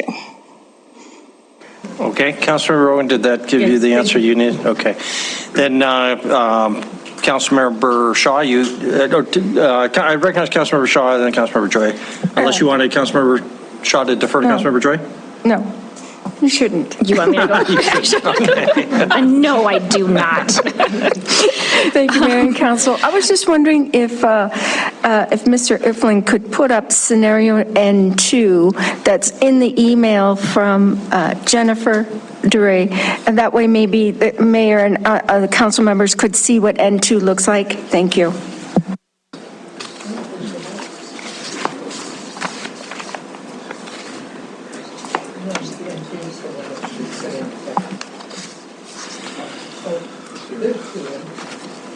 We definitely had we had scenario N in the PowerPoint, right? But I don't know N2.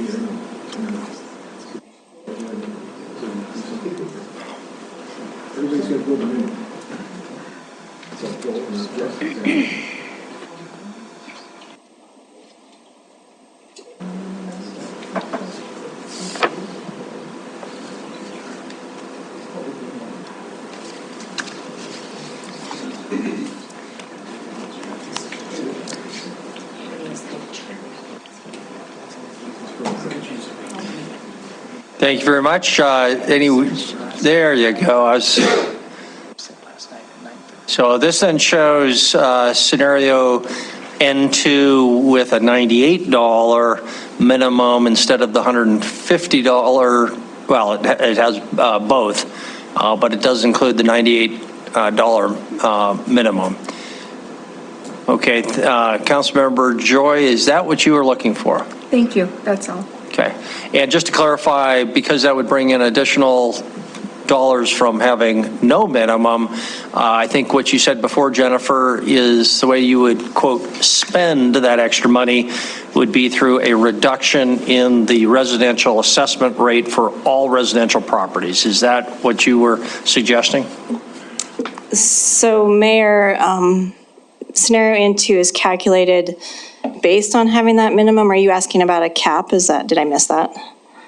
Yeah, I'm sorry, that minimum, because that minimum would bring in additional dollars. The way that you would allocate those additional dollars would be to reduce the residential rate across all categories. Is that correct? Mayor, that's correct. The rate goes down from what 2A showed, but it was calculated here with a decreased rate to break even on those residential revenues. Okay, all right. Thank you very much. Now, Councilmember Shaw. Okay. I think if everyone's questions have been answered. I definitely understand the case for the minimum. I don't like it personally, the scenario N2. I think it's better than scenario N, but it's a gigantic jump for people on the lower end of the spectrum still. And I think I'm thinking about north side, south side. This is going to really impact a lot of lower income residents that live in those areas. So I'm quite nervous about either of the N scenarios. So for that reason, I'm going to make a motion to approve N2A, but with the understanding that I think there needs to be some amendments made to it. So I would leave that open then for people to bring those up. So having conducted a public hearing, considered written and spoken public testimony, I move to approve the resolution setting assessments on street maintenance district under scenario 2A. Okay, thank you very much. Is there a second? Councilmember Boyette indicates a second. So we now have a motion on the floor for approval of scenario 2A unmodified as a base. Councilmember Shaw, would you like to speak to your motion? I would. I think I kind of explained the rationale behind that. I understand the case being made for the minimums, but just on a practical level, I think you have people that often will make a choice to have a smaller amount of square footage and maybe don't have a car and are not driving as much and are actually not using the streets as much as some of the other properties. So that's the case I would make for that. I would like to see amendments on the residential square foot cap. I would say we should raise that. And then on the vacant commercial issue that Councilmember Repsis brought up, but I would leave that to you to put that into language. But those would be my suggestions for amending this. Thank you very much. Further discussion on the motion. Councilmember Joy. Thank you. I have a question again for Mr. A. What are these very small properties? If we look at the square footage there, if we go 1,300 to the 5,000, what are these really small properties? Thank you. Councilmember Joy, I looked up various properties, and we of course have the really small 400 square foot properties that are typically condos. Some of these are condos as well, just with more common space, with more grassy areas, so they're allocated more square footage. And then when you get into, I found a 2,500 square foot parcel that was actually a single family resident on it. So it varies. Thank you. Okay, thank you very much. Further discussion on the motion. Councilmember Tricky. Thank you, Mr. Mayor, Council. Mr. A, I applaud you and your staff's efforts to try to turn a property tax into an equal and a fair assessment of the usage of our streets. It's an impossible task, and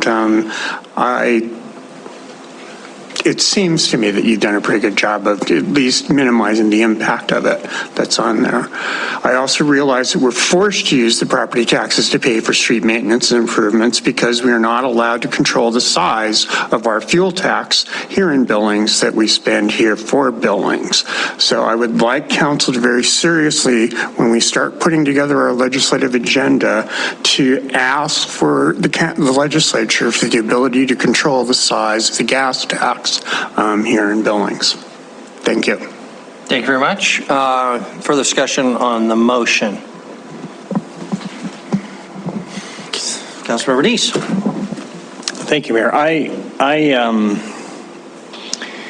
think when we look at this is a tough change to go from methodology, and I think in a couple of years, we'll be, maybe next year even, we'll be looking at this again and with a cost of services study have a little bit more information. But I appreciate Jennifer and your team putting this together and looking at the different options. And really the comment, and really as far as what we as a city do, people use the streets, whether you're living in a small apartment, a large apartment, large house, or, you know, the castle. And there probably needs to be a minimum that everyone pays. And so I think that we need to have a minimum. I appreciate the two differences. I think you stated that would probably be your at least the least amount of $98. And so I'm going to make an amendment to the motion to put a minimum in there of $98. Is there a second? Councilmember Purington. Okay. Discussion now on the motion to amend the underlying motion. $98 minimum. Councilmember Poyet. You're back again, Jennifer.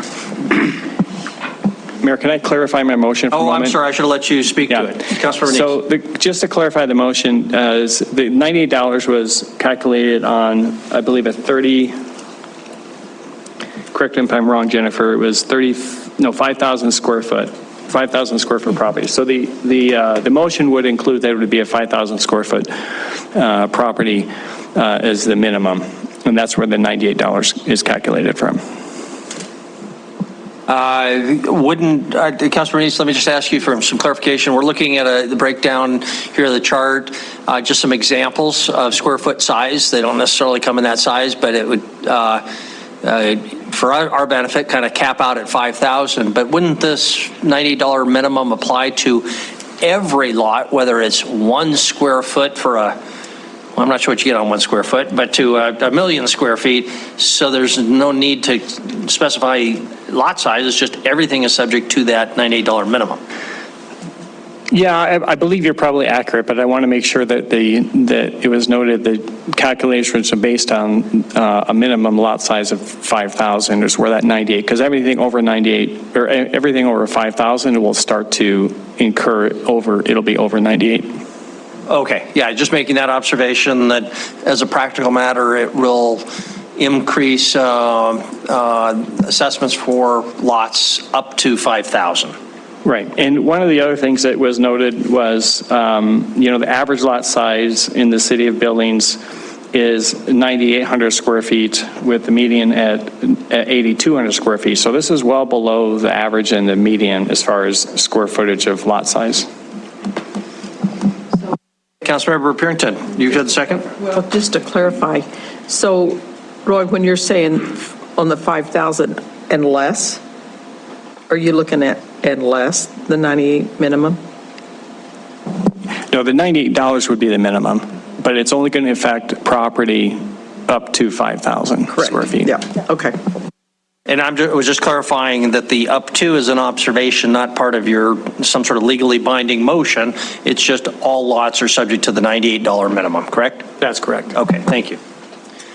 Okay, further discussion on the proposed amendment. Councilmember Ripsis, Councilmember Tricky. Yeah, I really support the idea of having a minimum. I just think we need to base it on something more factual other than just kind of a gut feel right now.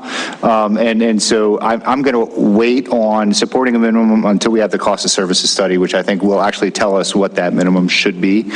So for me, this year, it's a pass, but I'm with you. We should have that. Thank you very much, Councilmember Tricky and Councilmember Purington. So I'm just making sure first that I'm understanding this correctly. So the top line there, someone with 1,350 square feet, their bill is going to increase 4 times? That's my understanding. Or not quite 4 times then. So it'll go from $25 to $90. I can't support this. The thing is that across the board, if you really stop and think about this, this is a number of different equations. And when you change one factor in one equation, you change a whole bunch of other things that happen in there. And frankly, without being able to see how this affects a whole bunch of other different things and not knowing if anybody's even done that, at least I believe that staff has done that to the assumptions that they've done. This one, I don't know. And it bothers me. The whole process bothers me, but I can't support the motion without a better sense that someone has spent a lot of time thinking about it. Thank you. Thank you very much. Councilmember Purington? Councilmember Owen? So, Jennifer, if this amendment were adopted, if this substitute amendment were adopted, would you have excess revenue then? Because it hasn't been distributed out, so if those 4 categories at the top were increased, we'd have some excess revenue. Yes? Councilmember Owen, no. This was calculated with the rate we would need, knowing that we'd have a minimum of $98. But I'm talking if scenario 2A were amended, so that just the 5,000 or less had a minimum. Would you end up with excess unallocated revenue? If we only amended 2A, yes, we would end up with extra revenue unless we lowered the rate. Okay. In 2A. Jennifer, while I've got you, if I can ask you a question, and I apologize, back to Councilor Purington. I'm trying to understand, most of these small units, most, not all, are condominiums, or at least a very large segment of them are condominiums. I believe you said, you can correct me if I'm wrong. Did you also then say that this is the proportional share of the condominium owner? So with a condominium, each property owner under the Montana Unit Ownership Act has an undivided interest in the whole, a proportionate share. So for example, if you had a 1/3 acre condominium development with roughly 1/3, so call it 15,000 square feet, and you had 5 unit owners, each one would have a 3,000 square foot ownership interest, and they'd be in that 3rd category up there. If I understand that correctly, in my mind, they don't have 3,500 feet. They have access to common property of close to a 1/3 of an acre. So am I understanding that right, that this is their proportional share in condominiums, and those may be $1 million condominiums if they're completely unrelated? I doubt it, because they'd be pretty small. But am I understanding the math? So when we set up a parcel and we put the square footage in, it includes the common areas. So a 3,500 square foot condo means that the footprint of the actual condo is somewhat less than that, and that includes all that common area that they're allocated. So it's the entire footprint. Okay, and since you can't own what somebody else owns, that 3,500 would be the footprint of that condo plus a proportional share of the common areas. Correct. Okay. I think that's close to what I was saying. Councilmember Purington, you had your hand up. Yeah, so I want to go back to what John Halverson called in on with the cost of services. So it is budgeted this year for the cost of services. So what would it do if we decided that we wanted to wait on the cost of service? What would we do in the meantime? Councilmember Purington, if you didn't want to pass a scenario that had a minimum because you wanted to wait, it would really mean a change this year for everybody where people would go up, down, and then a change again next year when we instituted that minimum.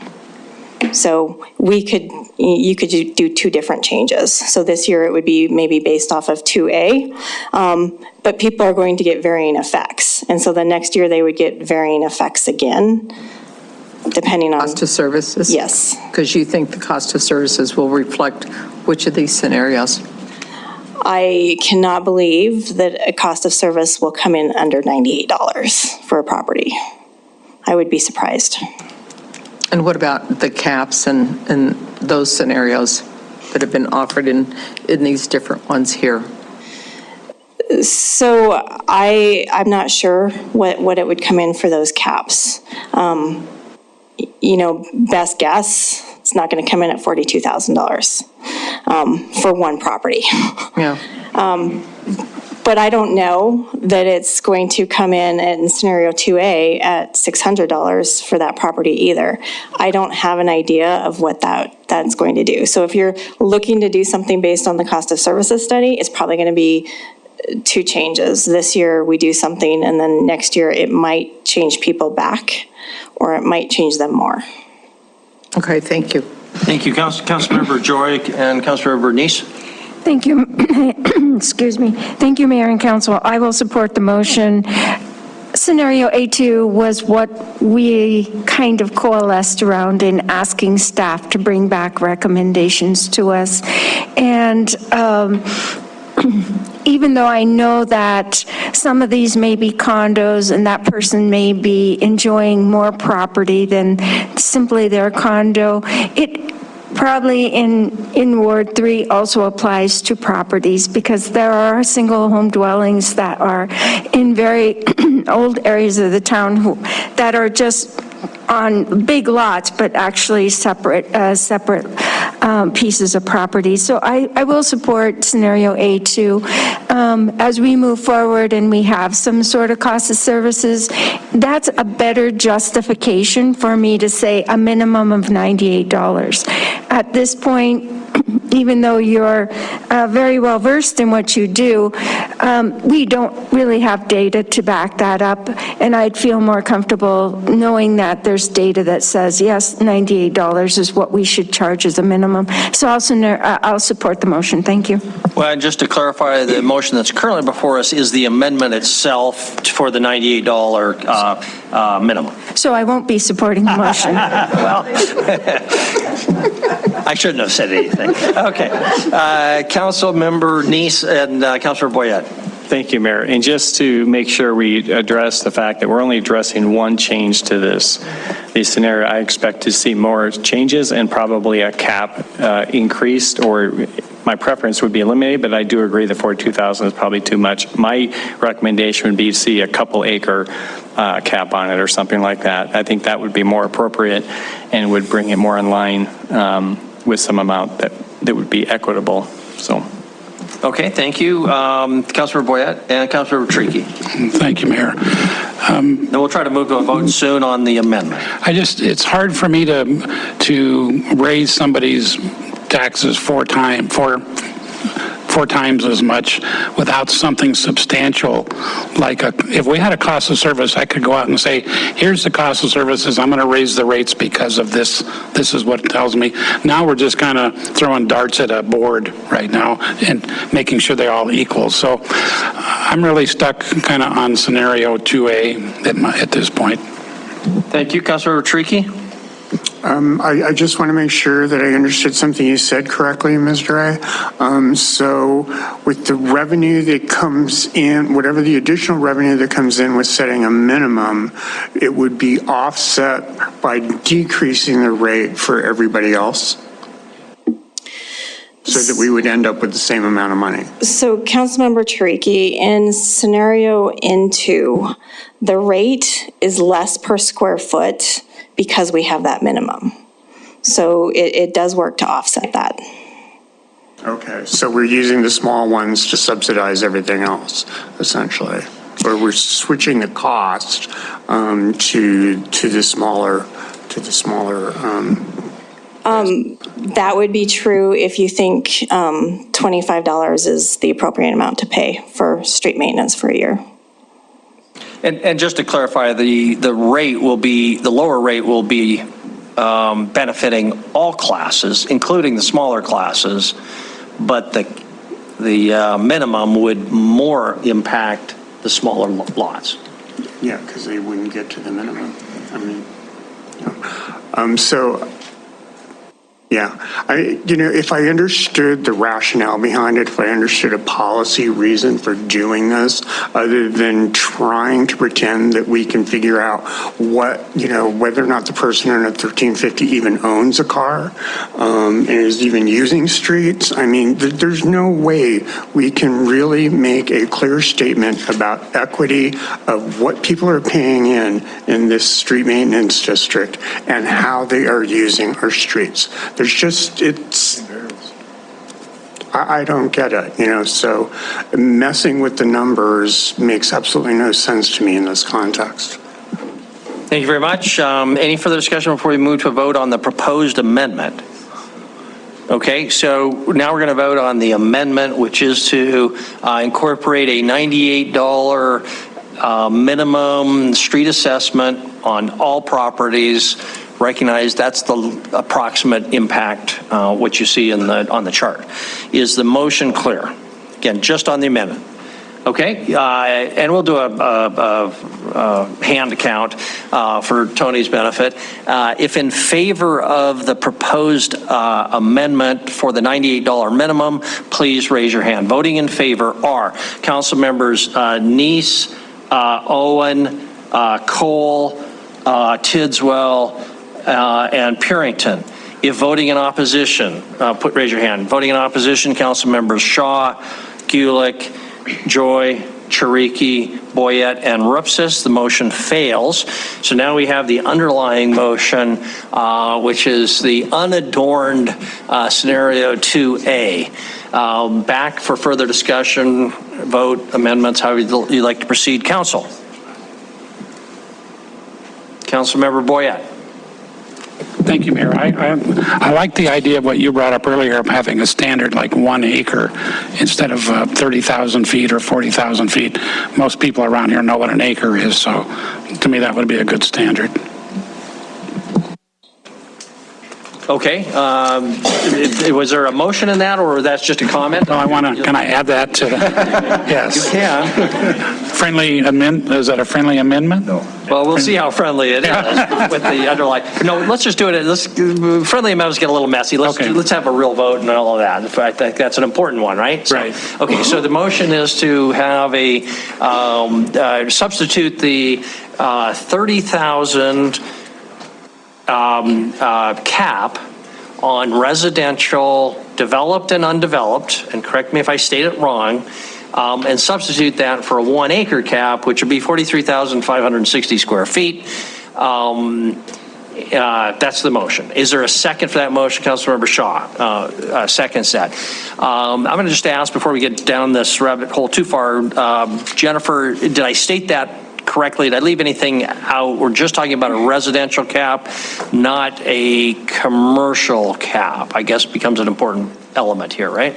Mayor, that's correct. And I assume the other part of the motion would be then to adjust the rate to generate the same amount of revenues that we receive now. Is Councilmember Boyette, since it bring in more money, the whole rate structure could have a lower rate across all to net the same amount of money? Correct. And that's part of your motion as well? Correct. Okay, thank you for that clarification.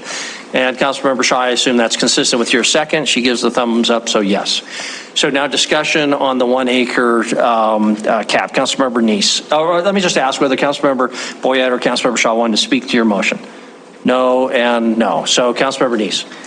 Do we know how many properties will be impacted by that? What the amount will be? What will the rates change to? I mean, we just heard that we don't want to support the $98 minimum because it's going to not understand. We're not going to know what it's going to impact on this is going to be. So do you know how many properties a 1 acre is going to affect and how much it'll generate to then lower the rates on the rest of the residential? So in other words, like instead of $26, it may go down to, who knows, 24, 23. They'll actually be seeing a large decrease year over year.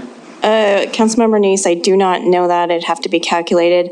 I am unsure of the number of parcels that are between that 30,000 and the acre size. I would guess somewhere between 200 and 300 parcels. Thank you. And Jennifer, did you know the number at the 30,000? How many that impacted? Mayor, there were 500 parcels that are greater than 30,000 square feet. Okay, thank you very much. Councilmember Neese, did you have a follow-up there?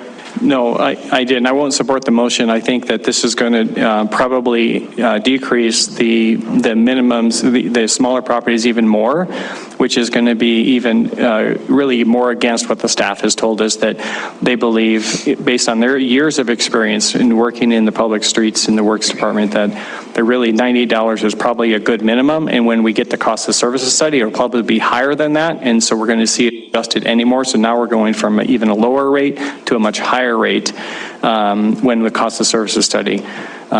So no, I won't support this motion. Thank you very much. Further discussion on that motion?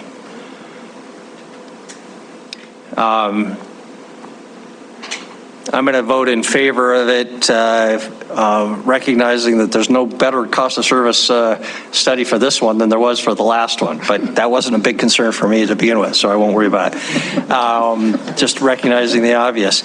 But any other discussion on the proposed motion? Okay, then we'll move to a vote. Same, we'll just do a show of hands. If voting in favor of the motion for the 1 acre cap residential properties, please raise your hand. Voting in favor are Council members Shaw, Gulick, Joy, Cole, Chariki, Boyett, and Ripsis. If voting in opposition, raise your hand. Voting in opposition are Council members Neese, Owen, Tidswell, and Purrington. So the motion passes 7-4. So we now have a 1 acre cap. The underlying motion has been amended. Further, Councilmember Ripsis. Thank you, Mayor. Council, I'd like to make a motion to amend the underlying motion to set the commercial rate, the vacant commercial rate, to 10% less than the commercial rate, and adjust the overall commercial rate to raise the same amount of money. Okay, motion to reduce the vacant commercial rate by 10% of the occupied rate, developed rate, whatever you want to call it. Commercial rate. Yeah. Is there a second? Councilmember Tidswell has the second. Councilmember Ripsis, Councilmember Tidswell, do you want to speak to your motion? Councilmember Tidswell? No? Okay. Discussion now on that. Councilmember Neese. So right now, can you explain what the change is on the commercial? Yeah, I'm sorry. So the scenario 2A has the vacant rate capped at or set to 10% less than the residential rate, regardless of whether it's residential or commercial lot. I'm just saying the residential vacant should be 10% than the residential rate. The vacant commercial should be 10% less than the commercial rate. Okay, thank you. Thank you very much, Councilmember Owen. So, sorry, what do we anticipate the fiscal impact of that's going to be? Jennifer.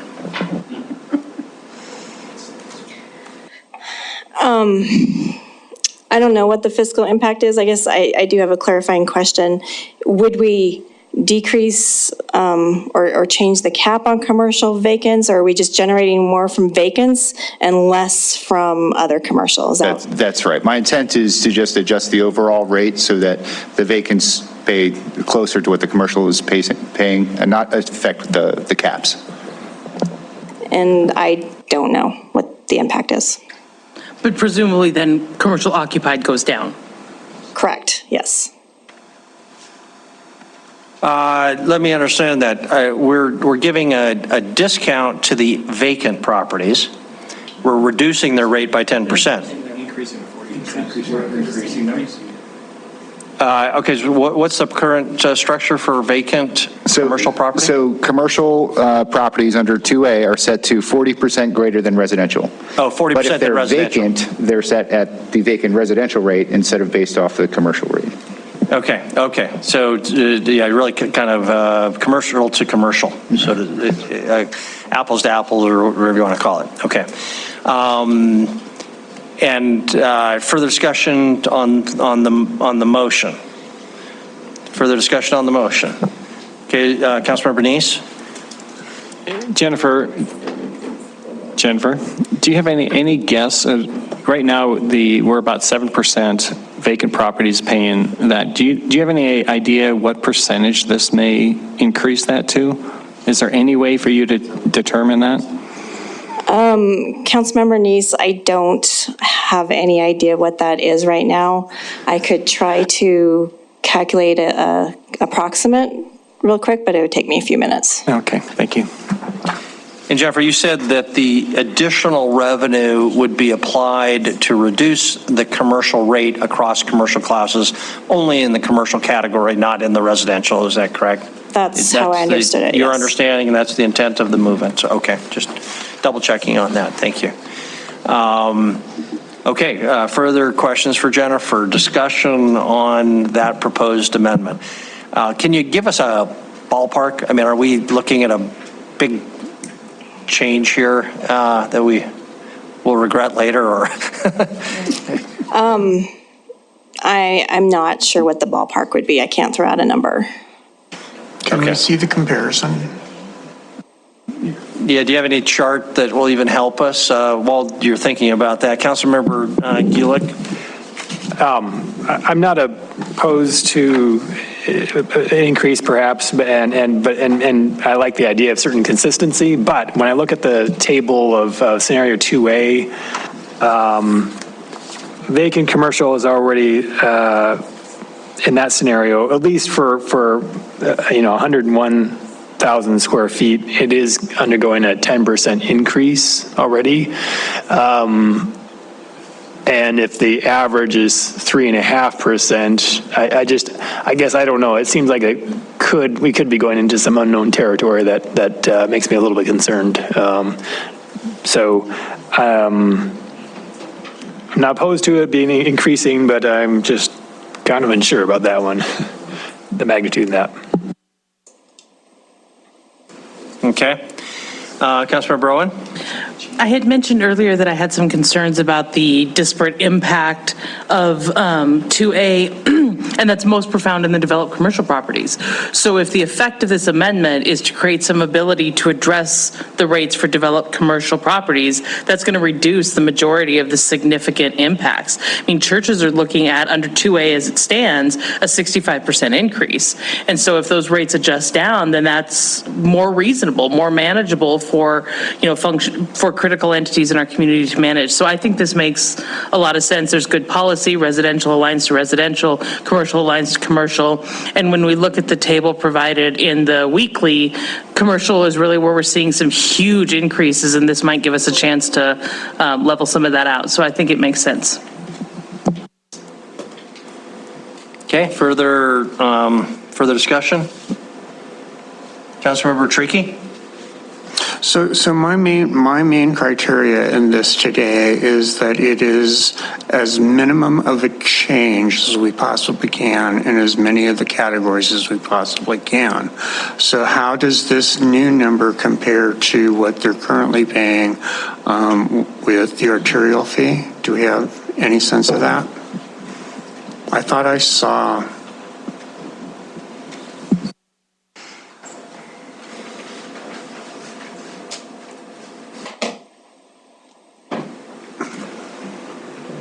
Councilmember Tariki, you can't really compare it. I mean, we use zoning for arterial. There is no status quo to what we do now. Yeah, okay, thank you. Okay.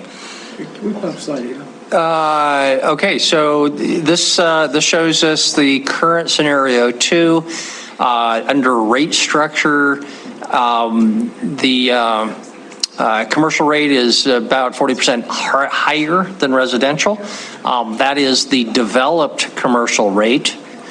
And just make sure I understand correctly, Jennifer, the second bullet there, vacant, this applies not to residential property, but to commercial property, is, the current proposal under 2A is for, to be 10% less than the residential occupied rate.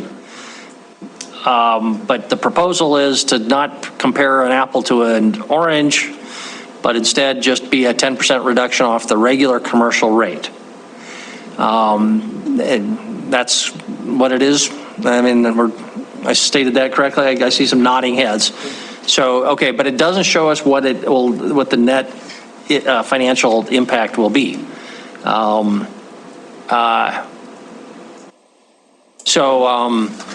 Well, I guess right now, vacant would be about 10% less than the residential rate, and the residential rate is quite a bit less than commercial rate. And since the current is about 90% of the residential rate, this would be, and if it's about 40% higher, so if it's vacant, it's about 50%.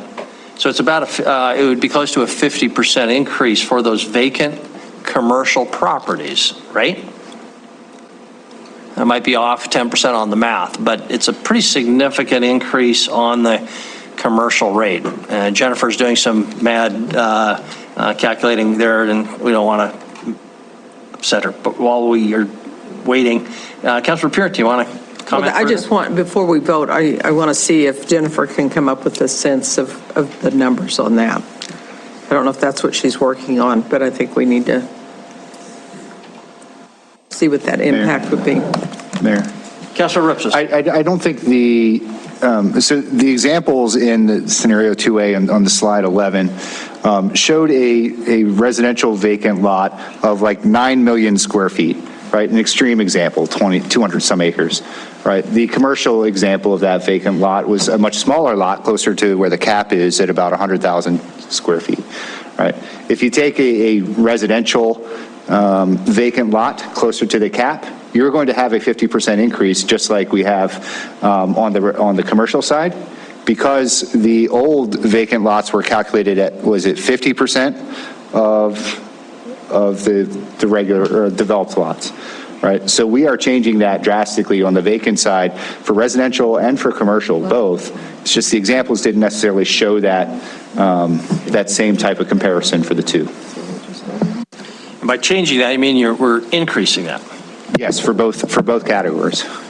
Okay, and here I'm going to also ask Jennifer to comment. My recollection is that staff, one of the reasons the staff came to its original set of scenarios was that they're getting a lot of complaints from vacant commercial property at the lower rate. And here we're talking about a significant increase of that. Can you tell us about, is my memory correct, you were getting a lot of complaints for vacant commercial property, and obviously this would generate even more of those, but can you comment further? Mayor, we're getting complaints on really all vacant property. It doesn't matter if residential or commercial. And I believe last time council said we still believe that they should pay, so that's why we increased their fees back up. I can't tell you the exact effect it would have to follow this amendment, but really it's going to increase a really large, the minimum for a large vacant property with that if you leave that 115,000 cap that's in there is going to go to 2,800. So it doesn't quite double what the property's paying, but almost. Okay. Councilmember Ripsis. And we would have the same effect on the residential side as well, right? We just haven't discussed that here tonight. For the acreage? At the cap level, on a vacant residential lot, we're going to see about a 50% increase, or almost a double on that as well. Because the vacant residential under the old system, under the current system, was 50% less than developed residential. Councilmember Ripsis, I don't think the effect's going to be that dramatic from what you see, just because it was 30,000 and we're just going to the 44,000. No, I'm just talking about a general vacant residential lot. Under the current system is 50% less than a developed lot.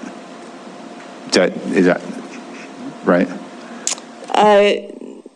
No. So under the current system, we have a arterial fee that has a vacant rate that is set very low. And the SMD has? The SMD has no vacant rate, so it pays the exact same as what the other properties do. It's just capped. Okay. So they both have the same impact. We're changing them both, right? They're going to have the same scale impact, right? Because under the old system, we had, a arterial fee that was based on zoning and a same fee on street maintenance district, whether it's commercial or residential, right? Correct. It impacts them both because of those changes. It's just that on this one, we're changing the rate. And the other one is just the cap, so it doesn't affect as many, I don't think.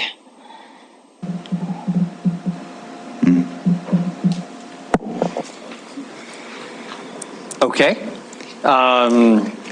Further discussion, again, the motion is to create a vacant commercial rate of 10% less than the occupied rate. Further discussion before we can proceed to a vote. Okay, we'll have a vote on this proposed amendment, and following the usual pattern, we'll ask for a show of hands.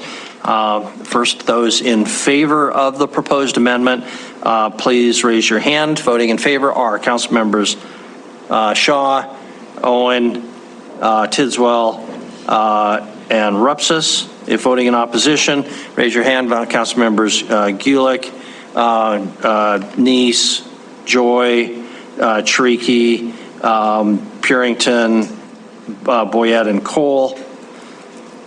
So the motion fails 4 in favor, 7 against. So we now have the amended scenario 2A with the 1 acre cap before us. Discussion on the now amended motion. Councilmember Boyette. Thank you, Mayor. Jennifer, is there any sane way for us to get out of this red robin? We're going around in a circle, realizing that I think we all want a cost of service next year, without a question, and that's going to be able to hang our hat on it. Is there just an easy way for us to, in your mind, to fix what we need to fix for this year and then move on to next year rationally? Councilmember Boyette, what I'm hearing is that people really want that minimum once we get to a cost of service study. So to me, it makes sense to start something now instead of do something completely different this year and then change it back next year. So if you're truly wanting to go to that type of system, I would guess implement it now. Go ahead. And then you think that $98 is, well, with a cost of service, which you don't know, do you think that'll come out around what we think the minimum would be? Question? Councilmember Boyette, I don't think it will be below the $98. Thank you very much. Further discussion on the underlying amended motion. Any further discussion before we proceed to a vote? Okay, we'll go ahead and move on to a vote. Councilmember Pearson? Just a comment is that, I have a real hard time voting for this just because I think there's so many unknowns. And so I have a hard time voting for it. I realize combining the street maintenance, getting rid of the arterial and having the street maintenance, that it does make a difference, and we probably need to do something. I'm just not to the point where I am wanting to raise things so much, lower so much for others. I'm trying to find a little bit of equity in each of those levels, and I guess that's where I am just really uncomfortable in voting for this. Thank you very much. Further comments, Councilmember Neese? Thank you, Mayor. I think that we had some good advice from our staff, and I really, this time, I really wish we would have followed the advice, because we're going to be coming back and really increasing these rates again in a year or so. I don't know if if it's too late for someone who voted no against the cap to reconsider tonight and still revote it. But I think that even though the minimum, even though the cap was an acre, I would have preferred to have seen a 2 acre. I would support an acre type of a program and waiting for the cost of services to come out and see if it should be higher than that or not. But without passing something with a minimum, knowing that the people use the streets, knowing that we're going to have to put a minimum in place sometime in the future, knowing that, it's costing the city, people to use the streets, I won't support the final motion as it is. Thank you. Thank you very much. Councilmember Owen. I think I'm struggling with the same thing that lots of us are. I think there is policy logic to establishing a minimum rate and having some balance there. But I think I share the concerns that we don't really have the data right now. And so while I don't want to have a scenario where we maybe decrease someone's rates and then raise them the next year, I'm also conscientious of these fees in context. I mean, this is, in a few months, voters will pay their very first public safety mill levy, which will be a substantial hit. And so to increase to a scenario N2, which with a few tweaks, similar to what Councilmember Neese has suggested, I think makes sense. To do that without data is really hard in a year when voters are having to already absorb so many increases. So although I think N2 gets us closer to where we need to be, I'm willing to wait for some data to support that and go ahead and support 2A, even though I think there's some inequities that I don't really like. It's not a great solution, but I am conscientious of the overall tax burden that people are about to face this fall, and I'm a little reluctant to do it without a little more robust data. Thank you very much. Further discussion? Councilmember Tricky? I agree that I'm not comfortable no matter which way I vote on this. I guess one thing I'm looking forward to is to see what kind of complaints we get next year. Yeah. Further discussion?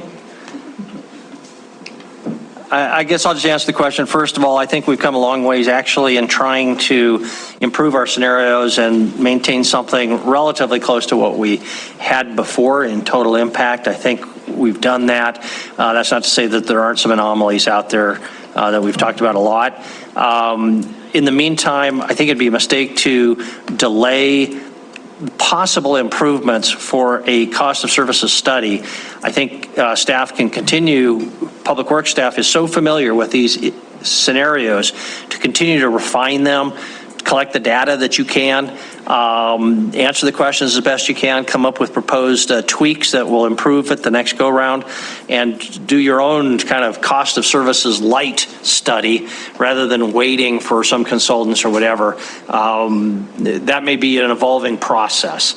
And so we need to make sure that Public Works has the resources, whoever, planning has the resource, whoever, to move this process forward of data collection. But I will support the motion. Councilmember Joy. Thank you, Mayor and Council, and I do echo your comments about us having moved this forward a lot.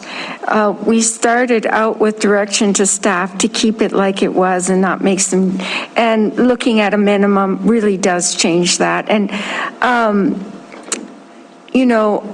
I guess, yeah, this is not a very easy, that's why we get the big bucks, that's why we get these difficult decisions, but I will support the motion. I don't like a scenario where we have to make really big changes rapidly, but I think a cost of services study will help us to get there where we can better explain it. Sometimes it's not what you do, but how you explain it. And that's, I think, where people kind of trip up, is that something has changed and they don't understand why. So that's kind of my thinking on that. Thank you.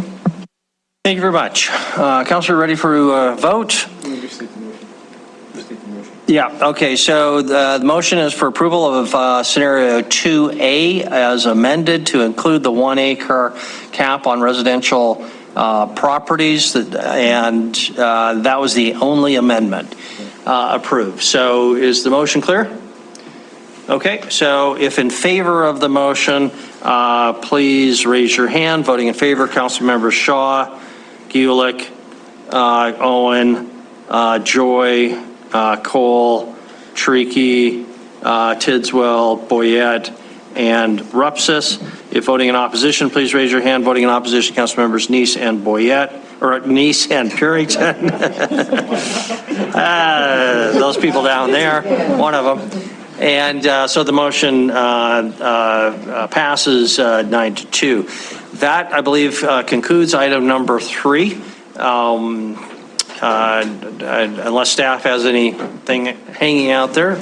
Nobody's disagreeing, so we will move on to public comment on non-agenda items. Is there anybody who would like to comment on anything that wasn't on our agenda this evening?